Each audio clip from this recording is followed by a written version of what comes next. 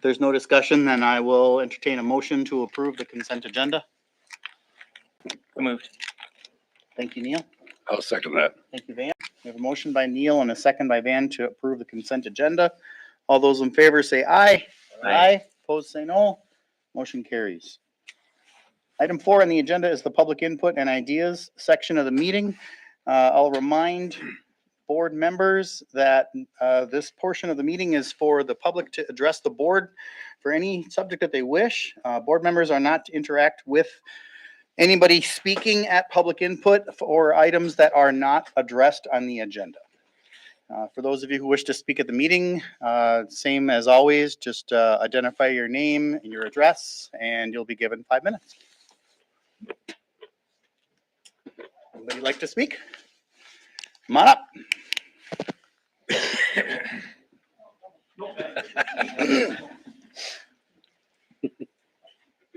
Hi.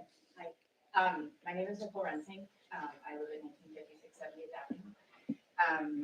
I'm here because it came to our attention that there is a sex offender living very close to school.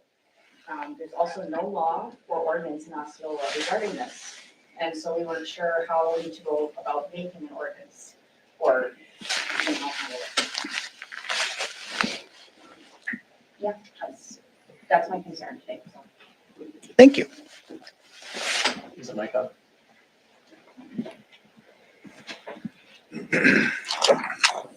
Thanks, AJ. All right, good evening. My name is Andrew Butzler. I live at 2152 84th Avenue, Osceola. So currently I have one child attending school at Osceola. So I also recently learned that there's a registered sex offender that was convicted of having child pornography that is now living near the elementary school. Looking on Polk County's GIS website, the individual is living less than 198 feet from the school's property line.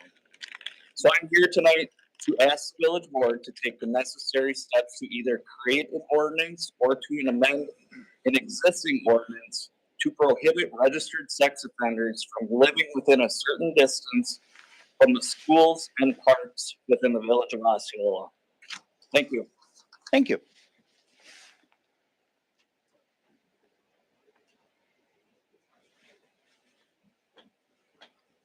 Hi. Hi. My name is Janet Gifford. I live at 508 Gerald Street, Osceola. Whatever they said, I 100% agree with. And I think that we should be able to be notified. I live on a street with lots and lots of children playing. There's 2 parks. Even today, without the threat of a sex offender, we go with the kids to make sure they're safe. So I'd like to have an ordinance that we should at least be notified. And I have a question for you guys. Are you benefiting at all from allowing these sex offenders coming into our village? I'm sorry, we're not at liberty to discuss the topics back and forth. Like, you're welcome to Oh, address us, okay. but I'm sorry, we can't answer That's a questions. concern of mine, because I know that they do it in Dresser, and I know they did it in Taylor's Falls, and I know they do it in Amory. So I'd like that to also be considered, that we don't do that. Thank you. Thank you.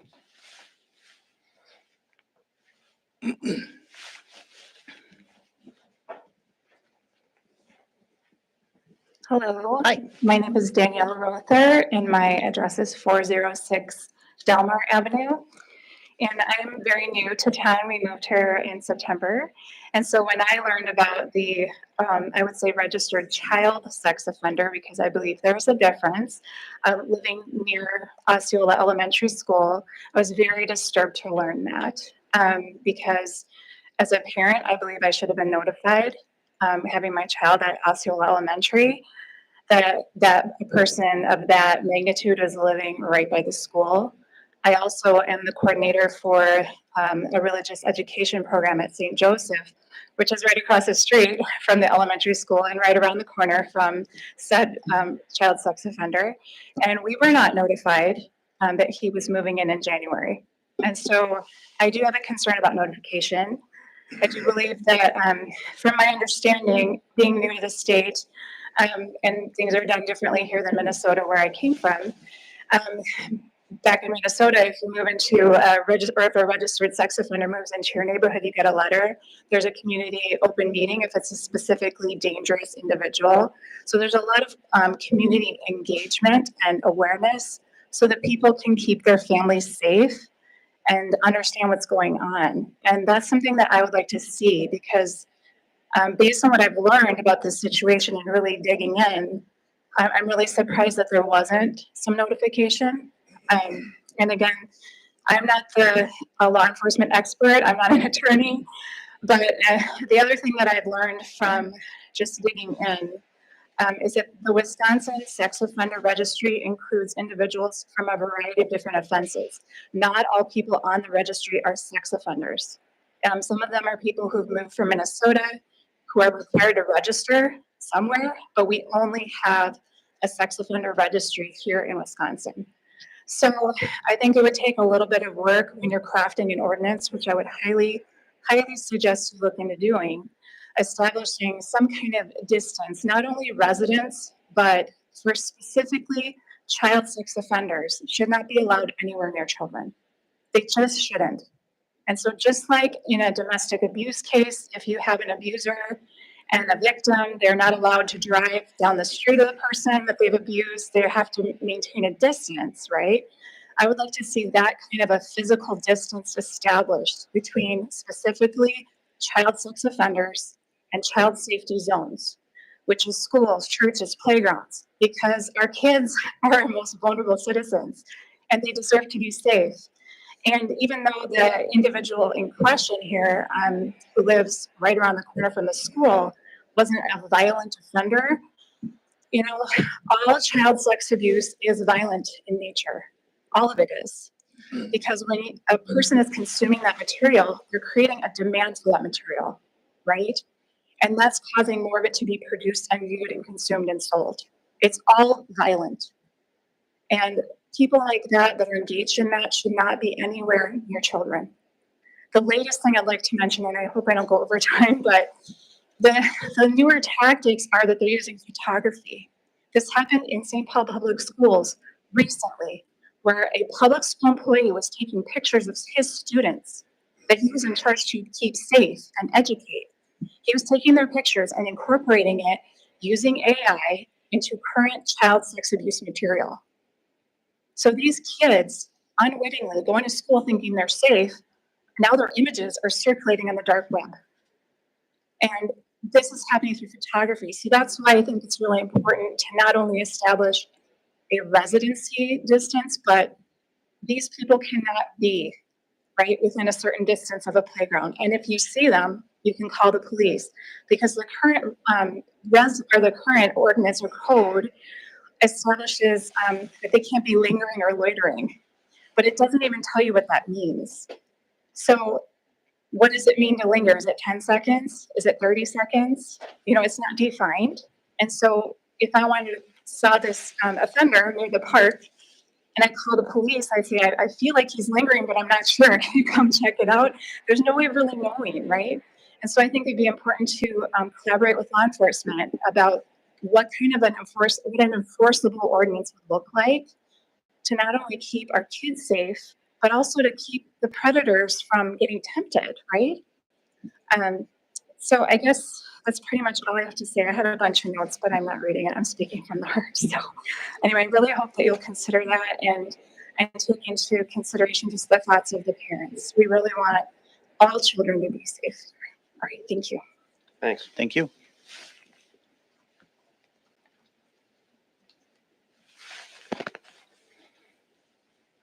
Anyone else wish to speak?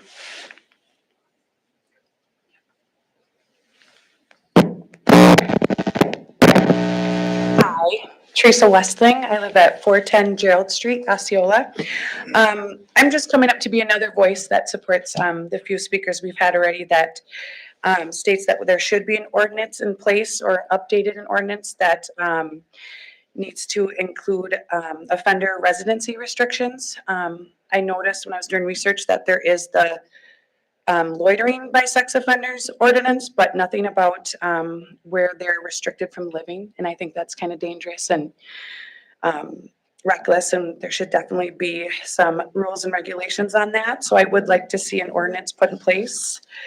Of course, we can't, I don't know if we can say we just would not like sex offenders to live in the area, but at the very least, there should be an ordinance in place that restricts them living from safe zones. Thank you. Thank you.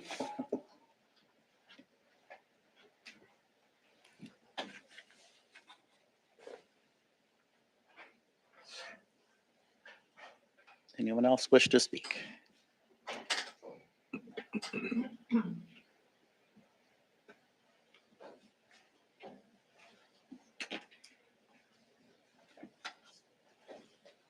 Okay.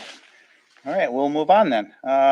Moving to agenda item 5, staff reports. 5A1, police. Hi, everybody.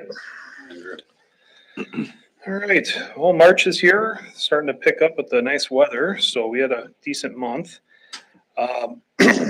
March, we generated 332 calls for service, compiled 86 incident traffic crash reports. Our officers made 2 arrests, 2 criminal referrals, and 1 emergency detention. We initiated 25 traffic stops and issued 36 municipal citations. And our administrative assistant processed 17 requests for records and background checks.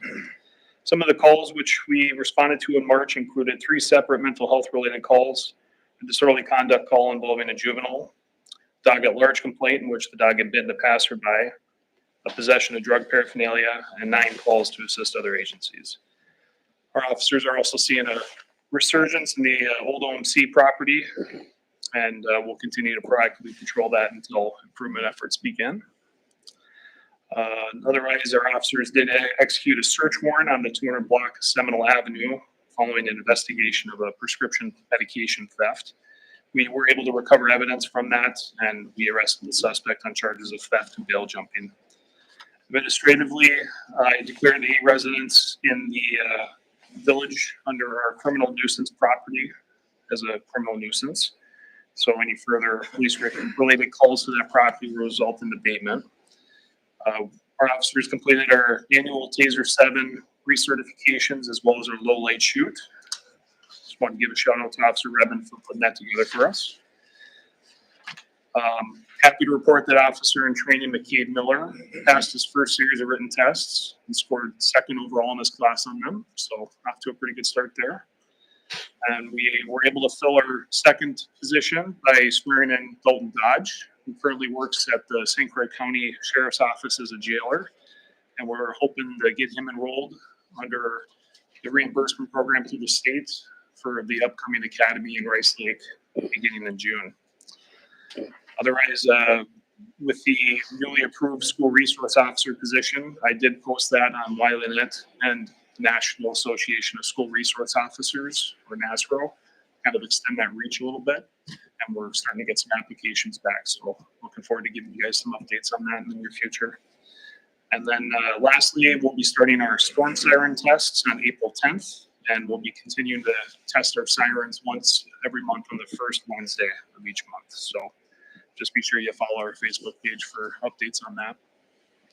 So, any questions?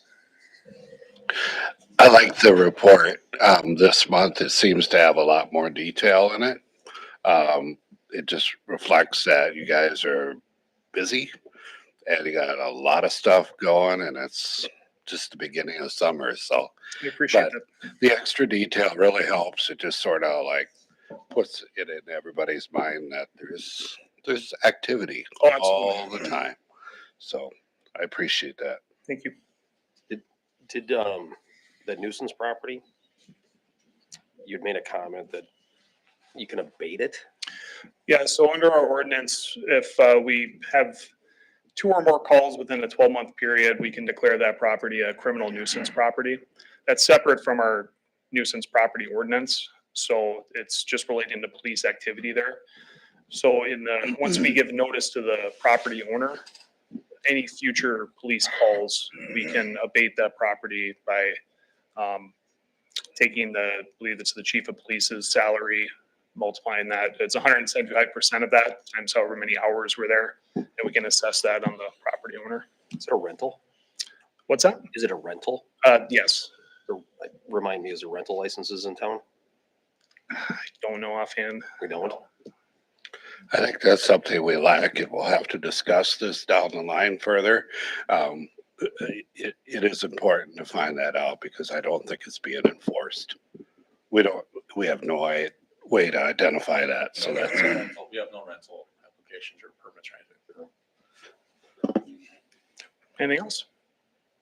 Thank you. Thanks. Thank you. Question that I'm working on today. Okay, next up, Public Works. Evening, everybody. Hello.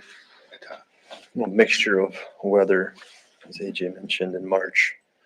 High winds, ice, rain, snow. 76-degree day, 40-degree temperature fluctuations. We're managing with building streets and beyond. On top of that, we kind of got the street sweeper sort of broken in March temporarily until we were kind of shut down again.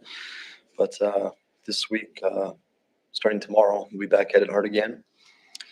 On top of that, I met with the auction firm today to try and get the best price out of our 1997 Elgin Pelican sweeper, so our existing Pelican. So we look forward to seeing that go to auction later in April or the very beginning of May. We're being preventative and proactive in our utilizing granular weed control and fertilizer installed within our parks, in our downtown and stuff like that. The bump outs, there's quite a few, and of course they're located in those hot zones. It's hard for plants to maintain all summer, given they're surrounded by asphalt. So we do what we can to help them and help weed control. We'll be looking forward to a downtown cleanup in its entirety, probably in the next couple of weeks, where everything we start kind of middle of the morning, very late at night, work through the evening, and while no one's around, and do a great cleanup of sidewalks and beyond. We also started with the hot and cold mix install. Mentioned here, 4 ton out at this time. We're procured another 3 ton. We'll have that out by the end of the week, and waiting until about mid-month or the 14th to be able to procure more materials. It's an early season, and we can only hold so much internally, like throughout the season. So we hold as much as we can, and it'll get us off to a good start. But as soon as the 14th hits, we get more materials, and we'll be really off and running. We have a lot of internal maintenance projects, both this spring and throughout the year, as soon as the weather allows, which it seems to be here. So we're sort of geared up, and we're working with almost every entity from the Braves to the skate park and beyond. So we look forward to completing those and getting started right away this spring. Park cleanups begin in March. I mentioned 110 gallons of garbage we've picked up to date so far. From public spaces. We also clean and monitor daily for security and ensure heat is working properly in all of our spaces. We're also gearing up to open up seasonal buildings as well, restrooms and that thing, and those types of buildings. Also started the restoration process on the new water line installed in Oki Park in 2024, late fall. We rented an excavator and internally replaced a line, this time abandoning the existing line and coming outside of the building onto the south side of the pavilion. So that's hopefully where our new water fountain will be located. Reached out at this time to one entity to try to consume additional fundings or resources to try to help pay for water fountain, which are very expensive. Building maintenance, working with a contractor to resolve heating and cooling issues in the senior center, continuing to work on those. Got multiple controls in this upstairs unit, so just when you think you have everything dialed in, all of a sudden things skyrocket again, especially when you have these 40-degree temperature fluctuations and the building just isn't keeping up. So continuing to work on that, although we made considerable progress. On top of that, we started kicking off the year with semi-fire protection by having around 200 fire extinguishers updated and checked out and made sure they're good to go tags. So we are compliant with any fire inspections. Any questions? Yeah, I got a couple of them. The 110 gallons of garbage, I'm kind of misunderstanding this. Sure. I think gallons is water or something. How do you describe that? It's like 255 gallon drums. Exactly, yeah. So at this time, I mean, and I'm just talking about sort of given the season, just a quick spot identify, trash garbage. So 255-gallon bags, is essentially what we removed at this point. Wow. There is a beaver dam again. I don't know whether you know that or not, but the creek is starting to act kind of crazy. Yeah. I don't know what you do about it, but We're aware, and another Mike brought that to our attention as well. So been in contact with the art barn. It is on private property. Yeah. It is affecting ours. So I did email them earlier this week, let them know of what's transpiring. We've spent an inordinate amount of time, energy, and money on our side of things, including some of shared boundaries to ensure our property is protected and those things can be utilized. But at this point in time, they're located, both beaver dams are both located on an art barn property. wow, well, good for you. And This time, yeah. yeah. Right. Just one other question. This aquifer that was blocked, how did that happen? I mean, how did it get, like, I know you don't have a cork big enough, but rocks and cement maybe, or what? That was the initial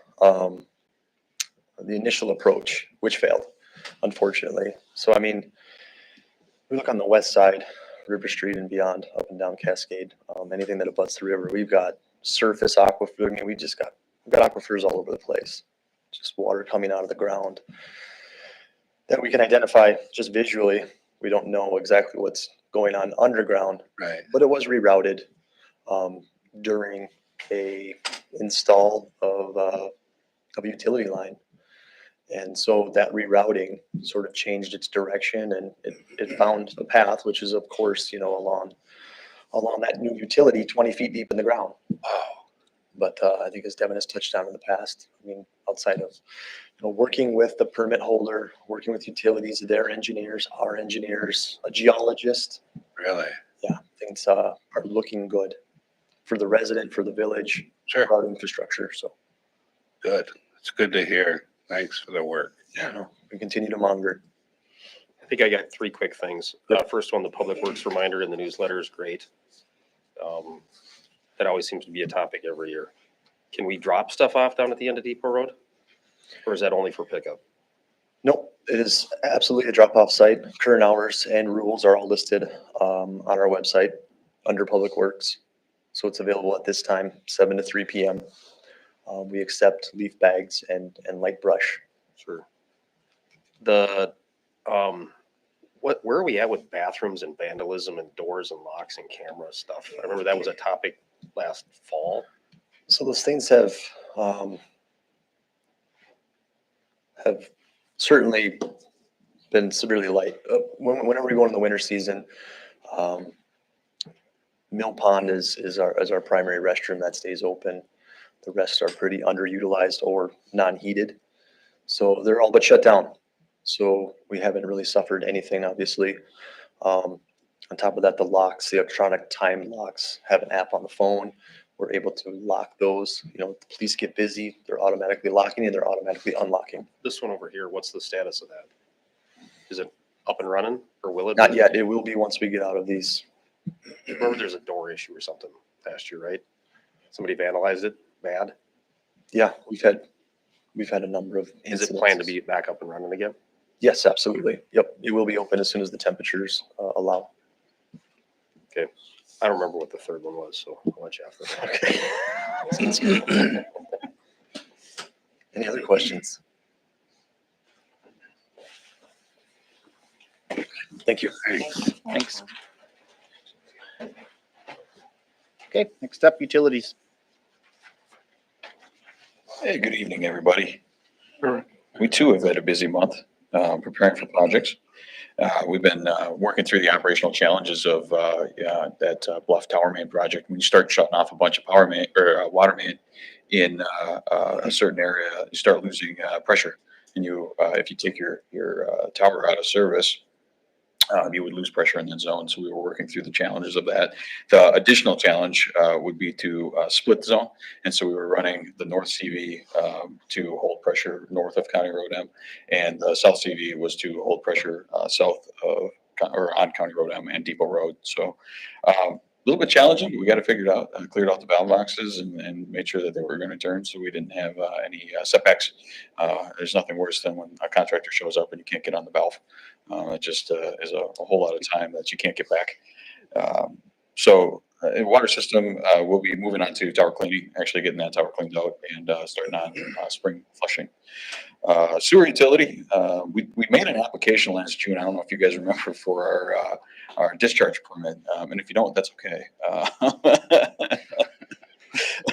But we did get issued a draft permit that for the next 5 years that would allow us to discharge into the St. Croix River if we meet certain limitations.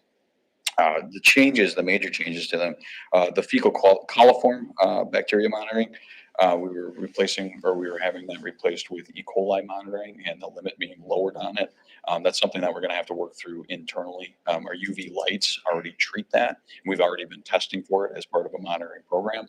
So we don't have concerns right at the moment with it. However, we do have turnaround time at the lab concerns. So it takes a little bit for us to take the sample, send it to the lab to get back to us, and then us to react to it with just how the permit's written. So that's one we're looking at doing maybe in-house, because that's a little bit quicker to get a reaction out of it if something were to go wrong. You already have a couple of days lag time in there where we continue to go wrong until you can get the results back and then correct it. And I don't like that very much. So the other change in that is we actually have a PFOA and PFAS. They're forever chemicals monitoring in our final effluent. Years ago, I think it was beginning of 2020, the DNR actually came and took samples of our effluent themselves and tested for PFAS. And as you recall, we tested the wells for PFAS, which were PFAS free, which is great news. So we know our source water is free of PFAS. These forever chemicals that are all over the world right now, and that's really the hot topic in water and wastewater utilities. We do know that we had to detect in the final effluent, but this is not a limit. This is a monitoring. So they're going to take a look at it and see if there's a limit or there's something enforcement action that we need to take, down the road. So, any other questions on the report? Nope. All right. What- Thank you. Maybe we're gonna talk about this later, but what's the plan for getting that water main back in? Are we gonna rebid it? We'll discuss that, yeah. Yeah, we've got a plan. I'll let Eric, Good enough then. I'll hold stick it. around to make sure to answer any questions that you might have to. Sweet. Anyone else? Thank you. Thanks. Thank you.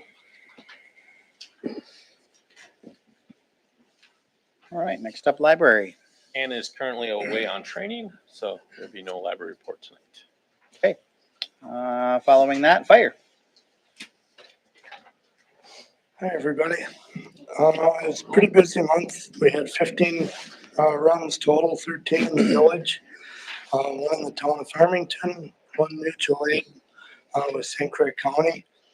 Run breakdown was 10 medical lift assists, 2 alarms, 2 grass fires, and 1 controlled burn that was reported as a plane crash. We get those once in a while. Gets your blood pumping, but Sure does. so anyway, training for March consisted of hazmat operations, a refresher, and then focus on our meters for going in for doing CO2 and the different gases that are, that we have to test for if we get alarms. Upcoming training is CPR, and then pump operations, and also vehicle execution at the end of the month. We're right now evaluating replacements on our 2 grass fires that we were out at within a week. We cracked both tanks in both grass rigs. They're just old and rusted and they started leaking. So I'm getting poly tanks. I ordered poly tanks for both grass rigs, so I'll be changing those over. And then, just in addition, I just bought 2 brand new ventilation fans that are battery powered and electric for ventilating smoke out of houses. If there's a fire or rooms fill up with full smoke. And the Friends chipped in and bought those from the bulk money. So just wanted to let you know that. Any questions? Can we find a way to, whether it's on your page or somewhere on the website, to make a comment about the burn restrictions? Because I think I saw that there was a ban at one point, but then it went off, but nobody knew. I took it off last week when we got the wet weather. Sure, and maybe that, it'd be nice to see it say it's okay or not okay, not just a ban and then no data. Okay. And I don't know. There's a few things I think that could be like frequently asked questions on the front page of the website or something. That's one of them. It seems like it pops up every year. Okay. Yeah, we do the same thing with Farmington. When I put the ban on, I talked to Devin and Dennis Cotter, and I put a ban on for a week or 2 weeks or whatever time it takes till we get some more moisture. So Yeah, I think that the ban, when you turn it on, everybody's clear it's on. Yep. The issue is when does it come off? And then we start hearing chatter about, is it Okay. on, is it off? What's the deal? Yep. That'd be neat. No problem. Save you a lot of effort when somebody's out there burning when they're not supposed to. Yep, that's true. Anything else? Okay, thanks. Thanks, Paul. All right, next up, building inspection. Yeah, we had 1 new home permit in March and looking like so far in April, we have 2 already. So hopefully more will be coming in as the year goes on. But other than that, not a whole lot of building permits issued yet, but we're getting more months now. So hopefully we see more. Where's Sutton Avenue? Do we know where Sutton Avenue is? Sutton's in Sutton. Gateway. Gateway Meadows? Okay. Can I ask just real quick, the behavioral health safe room? What is that? It's at the hospital. It's It's at the At hospital. the hospital? Yes. Okay. Yeah. There's The gonna be a- name didn't, I was struggling to place Yeah, it. there'll be a site plan review for that coming up here. Okay, But yes, they applied for the permit. They're working through it right now. Okay. It's just a protective room that, yeah. you know, No, I pictured that. I was just struggling to connect. I pictured someone's private home with like a padded room in it, and I'm like, No, what we- is going on? The hospital mental health area is Yeah. been That makes sense. substantially used since they've opened and now Yeah. they're looking to expand it. Cool. Yeah, you caught my second question. I read that, I'm like, oh, that's, I know. I'm curious. I'd like to know more about this safe house. And administration. Yes, there's a lot of work going on in development currently. We're working with Pinnacle Development on the south part of the airport there for their housing development that the concept was approved already. And then CE Werzer, I'm going to continue to talk with them about land and how they're going to develop their acreage that we've agreed to sell to them. There's some issue about the climate and whether or not the units will sell, but some of those concerns now have eased that they fully rented their building that they finished last fall. So we should be moving forward with that as we go forward. The Caleb C development, we're currently working on a development agreement for that site as he wants the land berm to be moved by the village. So there might be a development agreement before you guys here in May if we can agree to terms. So something for to look at going forward. As we all know, the GON development is going forward slowly still. The court threw out the case in, what was that, March? I'm losing my time here already. Yeah, mid-March that was thrown out. We're working with Dan Hebert, and he's reapplying for his demolition permit for that, so that the process should be sometime this summer, late summer, for the demo of the hospital site. There's a few things they have to look for when they're demoing it, to how they're going to demo it, what ways are acceptable through the DNR. So there's a few more things they have to figure out. And because there was such a lag, they're basically starting from zero again when it comes to bidding it for contractors and getting the bank financing. So they had to restart that up all again. So it wasn't ready to go when the court case was eventually thrown out. We'll see the Cascade Falls project bid results tonight. Same with the Bluff Tower Water project. touched briefly the Lakeland Aquifer repair. GZA is a firm out of Milwaukee, I believe. The person who was responsible for the repair is a licensed geologist. SEH did sign off on the repair. Basically, Eric, am I getting this right? They basically put an aggregate in there, allowing the water to go a little lower. And then all you should ever see on the top is a little trickle, if it ever gets to that point. So there should be no massive water coming out through that. Is that basically the gist of it? Yeah, the water finds its easiest path, right? And right now, and especially with frozen ground, water wasn't going anywhere else but following the conduit that was put in and coming out of the ground where the conduit came out. But kind of just filling in the hole. We expect that the water will actually work its way to the river through the ground in most cases. He came and talked to my office. I learned about rocks for an hour, so it was actually kind of fascinating. Working with some issues with well abandonments in the airport area. And then from there, we are still looking at a land sale that you see before you tonight too. And I do want to give a big, huge thank you to our election workers. Our election went off without a hitch. They finished in a very timely manner. I know Carrie put a lot of hours in that, so did Tanya. So thank you to all the election workers. Any other questions? When do you expect to see the demo permit for the hospital site? Gave it to them last week, so I'm hoping soon. If we don't see it next month, I think we need to So start. if I don't see it the next week here from. Well, sure, I'd love that. However, we need to start treating it like a nuisance property if it doesn't show up. I emailed the developer at 4:15 today and he responded 15 minutes later, said he would turn it in.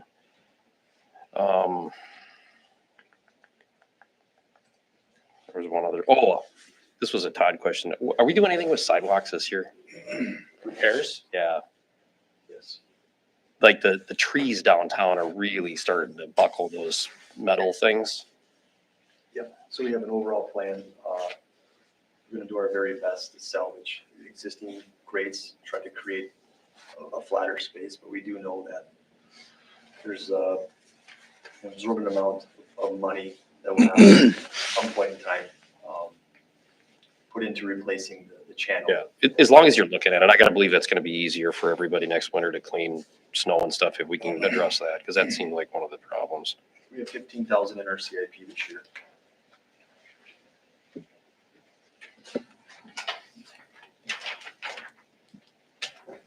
What is the status of the Verizon soon? Verizon tower? It just says soon. Is that this summer thing? Do you know? They said it'd be about a year process. We still haven't gotten their lease yet. I do have a sample of their site plan that they have. They asked about setbacks.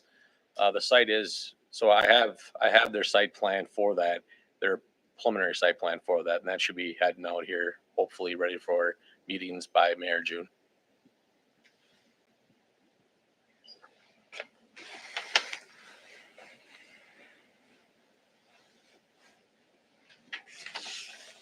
Anybody else have any questions for Devin? Okay, thank you very much. Appreciate it. Chamber of Commerce, Main Street.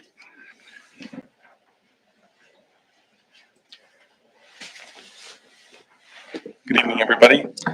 March was a busy travel month for myself. So March 9th through 11th, I was in La Crosse at the Wisconsin Governor's Conference on Tourism, and I presented a session about using your community's assets when you talk about tourism. So and my session had as part of a panel with 2 other Main Street directors. We had 125 people in our session. And afterwards, I had about a dozen come up and want to say they wanted to come visit Osceola. So that was great. So we're talking about just different ways that small communities can use what they have. And when they talk about themselves to tourists and their community members. And then later that week was the 34th Annual Main Street Awards. So as you know, we are a Main Street community along with 34 other communities in the state of Wisconsin. Some of those communities are La Crosse, Wausau, Green Bay, Chippewa Falls, Ripon. So there's a large variety of sizes and communities. And this year, we won the award for best placemaking. So for the Osceola Skate Park, I nominated the skate park just to celebrate all the work the community did for 15 years of the blood, sweat, and tears that went into making the dream a reality. And so the state program recognized that among all the other programs. So I brought this to present to everybody tonight, and my hope is we can display it here in Village Hall somewhere because it's a community award. Everybody put in the work to make it happen, and we should all celebrate it. So good job for all of you there. And then we've been talking to the train, and they look forward to a season this year, and they hope to start at the end of May. So that's kind of where things are at right now. Any questions? It's cool to be a leader. Well done. What's that? Good job I in said the it's award. cool to be a leader. Yeah. Well done. So thank you. Thank you.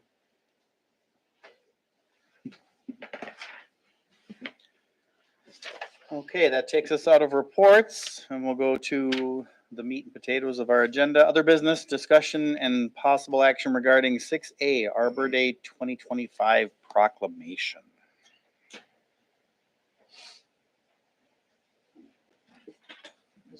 Let's read stats. Everybody's favorite holiday. So it's a request to honor Arbor Day on April 25th, which is the official Arbor Day date this year. Traditionally, we wait till later in the season, but given the weather and everything, it's going to line up right in the species of trees we want to plant. We'll be planting multiple trees. We have a couple of white pines, mature white pines that are on their way out, unfortunately. So we're looking forward to replacing them at 1 p.m. on Friday, April 25th. We're just going to install multiple on the, I guess what we'd call the west side of Mill Pond. Every year we submit a package. I put together a package of what we do to be a part of Tree City. 17 years we've been a part of this. We're one of like 3,600 cities across the entire country that participate in this program. I think it's like $2 per capita for resident to meet these requirements. And we're doing like $6. So that's huge. We're spending a lot of energy to help support the program. And I know I don't highlight it on a lot, but I can tell you locally, I mean, obviously Tree City, urban forestry program, certainly, and the DNR all appreciate our efforts. They see all of the money spent and the time and the projects that we do, what we report, to be part of this, appreciative. And it's just another program, sort of like the Bat Cave that we work with the University of West Virginia, University of Montana, the Wisconsin DNR. We get, updated and excellent reports, and we like to keep it as top secret as we can in its location. Certainly like to share at times how much of a role we play across the country in helping these things happen. So, yeah, just requesting that we recognize Arbor Day this year on Arbor Day, Friday the 25th. You said that's at 1? 1 p.m. Okay. I will be sure to be available. I know the last 2 years that we've done photo ops and we've gone out there and Yep. done pictures with the new tree planting. Hopefully for our 20-year anniversary, we can do sort of semi-cook-off, maybe some hot dogs and stuff like that. So neat, Well, now I'm there. Okay. Yeah, we'd be looking for a motion to accept the proclamation. Yes. I'll make that motion. Thanks, Mike. And I will second it. Thank you, Arvid. We have a motion and a second to accept the proclamation for Arbor Day. All those in favor say aye. Aye. Opposed, say no. Motion carries. Thank you. Thank you. Okay, 6B, review the bids to award the Cascade Falls Phase 1 construction project. Yes, bids were tabulated last Friday. Before you were the four companies that submitted bids for this project. Drew was there on hand to read the bids off, and he's here tonight to talk about the recommendation, how we go forward. Administration's recommendation is to go with the low bids of Pembroke companies for this project. Very good. Thank you, Devin. Afternoon, evening, everyone. I'm here to discuss this bid opening for Cascade Falls Phase 1. Does anyone need a copy of or handout of the bid tab tonight? Can I provide anyone with a paper copy? All right, perfect. So what I'd like to do with y'all tonight is review this bid opening. I'd like to identify a responsible bidder, and then once we identify that company, then we can move forward to talking about alternates if the board members wish to proceed with an alternate. So let's talk about Pembroke Companies. They were the parent low bidder on the project. Their total construction cost was above the estimate that I provided the board in March. I'd like to point y'all's attention to bid item number 18, the stairway. You can see the cost for Pembroke Companies, $785,000 there. I'd like to also have you review the cost as you move across the right to Yankee General Contractors, Urban, and Moricon. Man, the cost really jumps up there. And from my review, I see Pember and Yankee using the same supplier and same contractor to install the stairs. That's why the price is similar. But then the next two contractors, which we're not entertaining, but I won't have discussion on this, or at least acknowledge it. Man, the cost is greater than the estimate I provided in March. So Pember and Yankee are providing us a good deal. There could have been a chance that this project would move forward without their bids, but I hope this is still a testament to being on the phone, calling in contractors and suppliers and getting them interested in this project to get multiple, not just multiple contractors, but multiple suppliers looking to bid on this project. I wanted to discuss that. I also wanted to provide insight on bid item number 8, remove the landing. If the board members wish to move forward with alternate number 4, replace the landing, this bid item would effectively be removed, or maybe 0. And that was not shown very well in this bid tab. So I just wanted to provide that information that if we move forward with an alternate, that price will be a deduct. So from my review of Pembroke Company's bid documents, they signed all the documents, their bidding documents, and bid bond, insurance, it was all there, it was all signed. MSA's worked with Pembroke Companies in the past. Every year we work with them. We also work with Yankee General Contractors, 4 times a year on park projects of this scope. Not necessarily the scale of the project that you have here, but on the same scope. So Where's Pember out of? they have an office in Eau Claire and cities. Stretched. I got all excited and started asking questions. Sorry, keep going. It's okay. So, what the board would discuss, if anything, it would be discussion about how Pembroke Company's bid is not responsible. I have no recommendation for you tonight stating that they are not responsible. So it would be information discussed at this meeting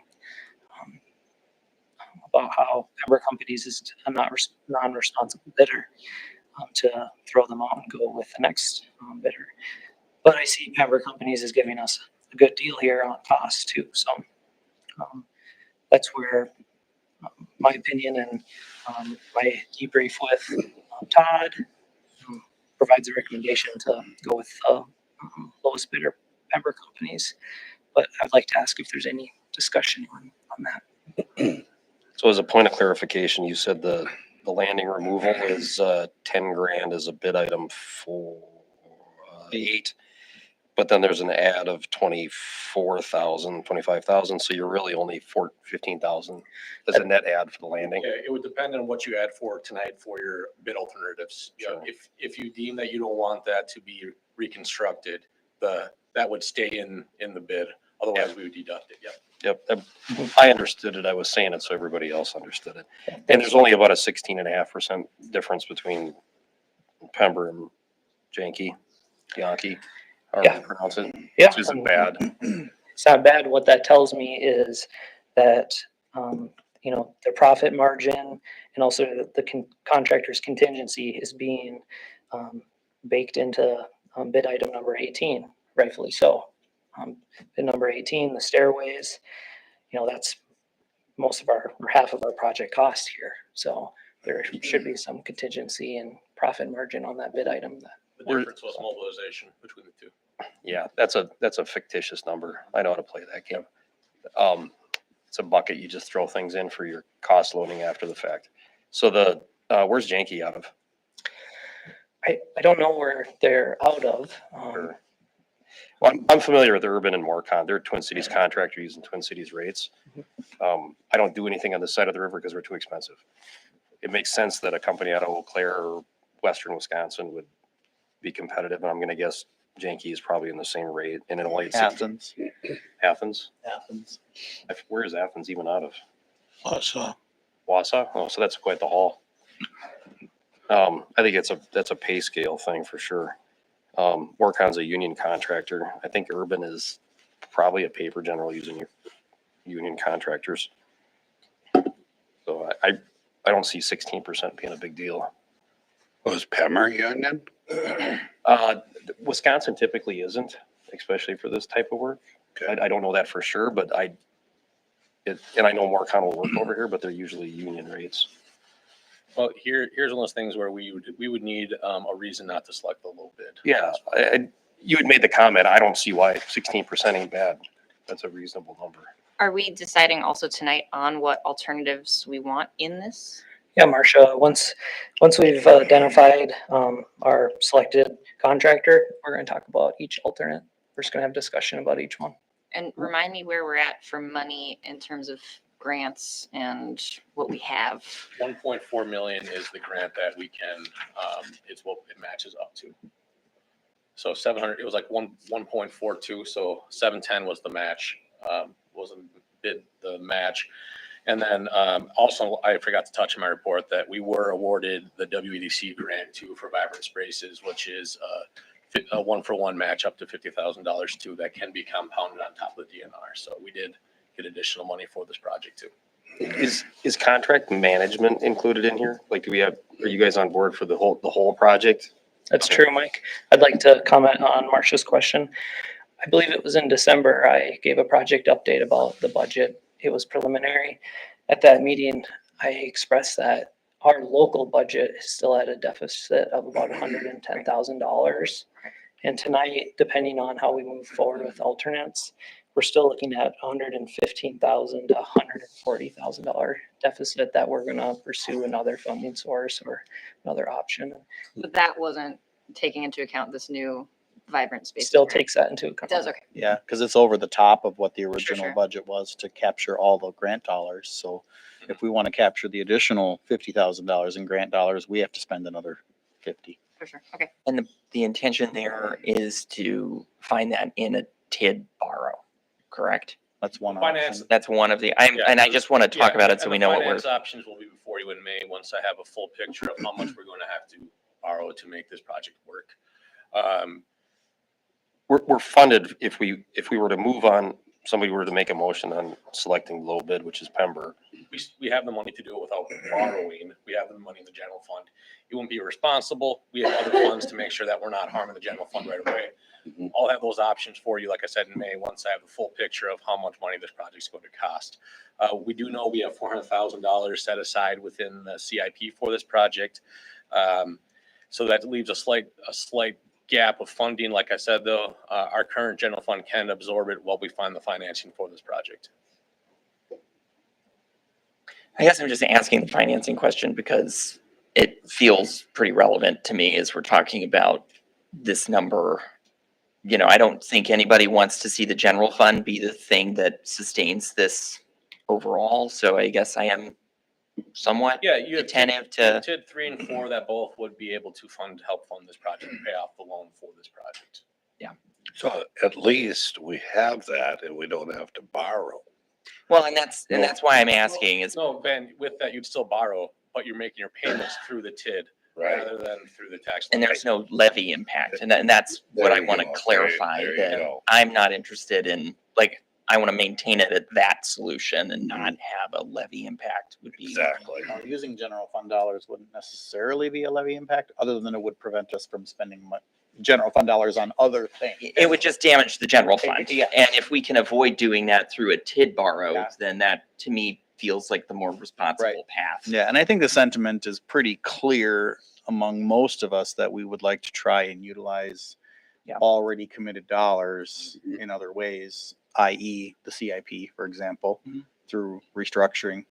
That's another option as well. You know, we can definitely look at what we have on the, what do they call it? The illustrative, 3-4 years out. You know, we can be looking at what's on the illustrative plan and maybe move some things forward or move some things backwards to free up certain, certain sources of cash that are earmarked for something now, but maybe they wait a year just so that we can get that $50,000 to $100,000 that we need to take care of taking advantage of something like this WEDC grant. There's plenty of opportunities here that we will be able to pay for this without, we will not be increasing the levy for this borrow, for this measure to fund the stairs. The Yeah. stairs will be solely funded through The either CIP tax and- increment, CIP, or other borrow measures we have in place already. Thank you. Are any other items on the additive alternatives tied to something that's actually in the bid lines besides the landing restoration? With respect to costs, no. The, additional lighting system, that is tied to another Is, light bulb. You talked about the electric. so 5, 6, and 7 were kind of that has to do with the existing slope, right? Mhm. Yeah, I Those three are encourage tied us- together Yeah, somewhat, The 5 was the. or excuse me, clearing 5 down- and 6 are? Oh, 5 was the clearing down at the falls level. So it did not involve any clearing on the top. main Okay. level. 5 is I know Drew and Todd met on Monday to discuss of the importance of kind of an order of which ones they deem as important for this project. Yeah, and our recommendation was to not move forward with additional clearing unless Is or is not? it is not. I have a bunch of questions for alternates, but are we looking for somebody are we moving towards approving Pember? Yeah, I'm asking is there any discussion about the lowest parent bidder? Yeah, I think None, we can move forward to talk about. And I would say that the end of the motion would be selecting the contractor with the addition. So just make it a right. big We motion. just have to hammer out We're doing what- this one motion with, I'll do it in one motion. Yes. Ideally, it'd be nice to have it all just with the additions added at the end of the motion. sure. So remind me on alternate 2, there was the rail cap, the wood rail cap. Yes, Mike. You had some We- comments on that, I think. Yeah, my discussion with Todd was about maintenance. We have concerns about that wooden top cap being vandalized. That statement, it was brought up from the public as well. The public has concerns about the wooden railing being vandalized and then Todd having to conduct maintenance on it. So after my debrief with Todd, we recommend not moving forward with that alternate. Do you, maybe I jumped the gun. You want to just walk A1 through 7? Yeah. Chris? I would. Let's start with A1. So additional site furnishings. This would provide 2 tables and 2 benches at the lower pedestrian bridge or at the lower site of the falls. The location would be determined by engineer Todd. And with my recommendation, it is to move forward with that, as the public has expressed concerns and wants, needs of having those amenities down there as well. 1 table, 1 bench? 2 tables and 2 benches. One table down there right now? Right. The reason we thought it was potentially a good idea was because of what we've noticed throughout the years. Logistically, it's nearly impossible to get furniture down there. On top of that, if we move forward with this exterior furniture down there, it's no longer going to be able to be dragged around to different places and vandalized. It's generally made out of wood. There's a constant mist that is just absolutely saturating these wooden tables, treated wooden tables as well. So for 18,000, we're not getting a wood picnic table. We're getting some concrete. Cement. Yeah, it is a powder coated metal carnival furnishing, Oh, and it has a concrete slab underneath it that the table or bench is bolted So to. it's something bigger than we could get as a donation through some other entity in town or something. You know, the benches are about $1,000 cost. The tables are $2,000 or $3,000 cost. So, So we got a $5,000 material thing that we're spending 18 grand on. yep, to furnish it, With labor and. get it down there and a concrete, pouring concrete underneath these so we can bolt these tables so that the public can't move them. Okay. A2. A2 is this wooden top cap that would be a decorative furnishing on the stairways. And I touched on it a little bit. With some of the maintenance concerns and some of the vandalism that has been affecting the village, we recommend to not move forward with this alternate. What would be there in its place? It'd just be a normal, like the current metal railing going down. This was a cap on top of that. Got The it, goal originally was to provide some like natural aesthetic of it not being entirely metal. got it. But at the cost and the maintenance is an issue. Then A3 is the additional fence. This fence would be installed and furnished along the south side of Watershed Cafe. The property owner at Watershed Cafe had concerns about the public going down into Osceola Creek near her property line. And this fence would create a barrier in between essentially their property and the village's property and Osceola Creek. So it was a request to put in this project. It is not necessary, so we decided to create an alternate in case, you know, we had to do cost savings. And, you know, I recommend that it is removed from the project due to cost. And I believe people will still cross the fence if they want to. Say that again. I believe people will still cross the fence or go around this said fence that's installed to get down to the creek if they want to play in it. Sure. hey, Drew. Yep. You know, behind the watershed also, they use that for a loading dock. I see, that reminded me, I seen it the other day where they have the semi backed up just at the driveway and they're carting stuff down the cement driveway into the back. That's bottom. true. Yeah, So- we've been in talks with them about. So we're okay on that, right? Yep. Yeah, we have it written in our spec to preserve their existing condition. Whatever delivery schedule or garbage coordination needs to happen there, the contractor is going to provide that as required by the spec. And then I'm providing any service that the property owner needs. And Talking they to them, have a having plan meetings with this them. spring to improve their concrete too for their own. Oh, business. good. Well, that's So we've been in great. contact.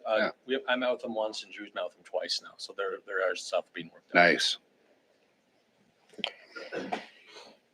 So then I'll continue. A4 is replace the landing. This bid item would replace the decking, the joists, the railing, the posts, the posts that you can visibly see that are not structural. And then, you know, they would stain the deck, and this would be done with pressure treated pine that's, you know, rated for ground contact. So pretty good material. I believe it's a good cost. And then you have that deduct for remove bid or remove landing, bid item number 8. And I recommend including this alternate. Drew, just so I'm clear, are we talking about the landing, which Top is or actually below? the head of the stairs, or the bottom of the stairs? On top, on Cascade Street level. All right. Yep, the existing landing that's already erected there. Thank you. That just gets blocked off then. It becomes. Yeah, we're gonna patio, redo the essentially. whole railing if we wish to proceed. And so, right, the entrance would just be railing there. It still provides an accessible view to the falls for anyone that Just the stairway goes away. has mobility issues that can't go down the stairs. So it's not really gonna be a landing, it'll be an overlook. Mhm. Yep. So we're gonna change that name then. Have to. Sure. We'll name it the Van Birch. Without the red herrings. There we Birch go. Overlook. Well, not quite. Underneath, we'll put it in quotes, it's not a landing. It's not a landing. There you go. It's not a landing. Okay, and then A5 is additional clearing. This clearing would basically create timber stand improvement down at the lower park. And the goal was to clear some of the brush that is in conflict with sight distance from the middle overlook as part of the stairway. The sight distance from there to the falls. It's not necessary. This clearing could be done as required by Public Works if we request that. That's an option. But we recommended that we not move forward as a cost savings measure, That should not. that we do not. It's 15,000. Isn't it $6,200? 200. A5. I got it now. Yeah. Okay, and then A6 is hydro seeding. This spit alternate would spray Proganics, which is a fertilizer, and grass and flower and other sort of invasive brushy grasses on the riprap bank. He would hydro seed the entire riprap bank in its entirety, and provide additional watering and maintenance so that the contractor would be required to create vegetation, maintain that. As I look over the bid price, I see the unit price is $1.55. I was expecting, a bid price around $10 or $7. But these prices are really good prices, so I recommend taking advantage of that option. I pinned you on this before, but we have no idea what that, there's a fabric underneath the rock, right? Yeah. We have no idea if this is gonna hold or not, right? Yep. Yeah, I should add a disclaimer that this would be a temporary fix. We can say that there'll be vegetation out there for 2 years, because that's what my contract and spec says they have to provide us with. So that's what I can say will be there. But yes, it will be a temporary fix. I haven't done any investigation of depth of rock and where the fabric was, and that could be that it varies out there, right? So yeah, Well, there's some pretty big areas that show that you can see the fabric as you're looking down there where the rocks fell down. So I've never read a landscaping spec. Is this 1 weed per square inch or something? And then it's coverage. Okay. It's coverage. So, they're going to spray it on there everywhere, and it's a different color material. So an inspector as of me could go out there and review that. So if it doesn't grow at the end of the summer, after they water it once, or it gets washed out, you say it didn't go, so they spray some more on in then they'll do it again. October. They'll do it again until it's furnished. If it does not grow at all, then we won't pay for them, and then there will be conflict there, Mike. I will say it's a temporary fix for something that's going to cost hundreds of thousands of dollars to fix. Yeah, and that's where I'm going with this is that I get it. The fact that they're twice everybody else tells me they already know it's not going to work. I shouldn't say everybody else. They're close to Morcon. Sometimes I'll bid things like that knowing I'm going to have to go do it a couple of times, and at the end of it, it's just going to go away because it isn't going to work. So I'll just throw enough money at it. So I still don't know that it's cheap, but is it even going to work? Yep. I agree like 90% with what you said, Mike. I believe it'll work. It'll create some weeds. Yeah. Things will start to grow, and it'll be a start of restoration. And then the next project, when we redo the parking lot, or the next job when we create a retaining wall there, or a building gets installed there at the old milk house, I don't know what's going to happen, but the next improvement that happens down there, we can furnish a retaining wall. Yeah. Well, Todd, what was your view on this one? I would hope that it would take some, but again, like as you mentioned, there's much geofabric that's currently underneath the rock. Could be hit or miss. Is your recommendation, what is your recommendation on the hydro seeding? To move forward with it. So we're gonna pay for a bunch of green goob And pray Yeah. that it works. But Well, he's and- saying if it doesn't work, we're not paying for it within a 2-year period, correct? Yeah, if there's no germination, if it's a complete failure, we're not gonna pay for it.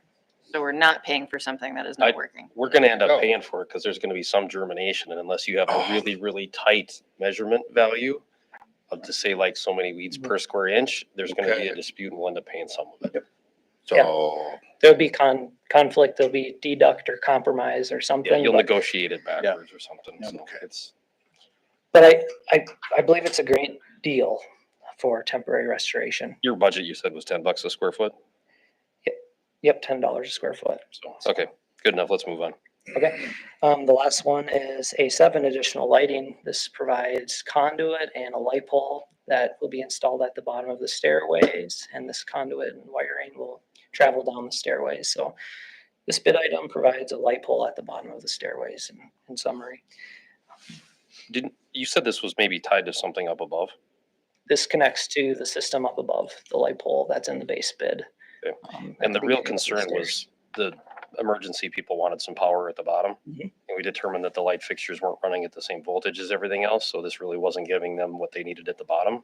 Did you fix that? I had a meeting with Todd and we decided that if there was another need for power, that we would look into another service, not creating service from the lighting system.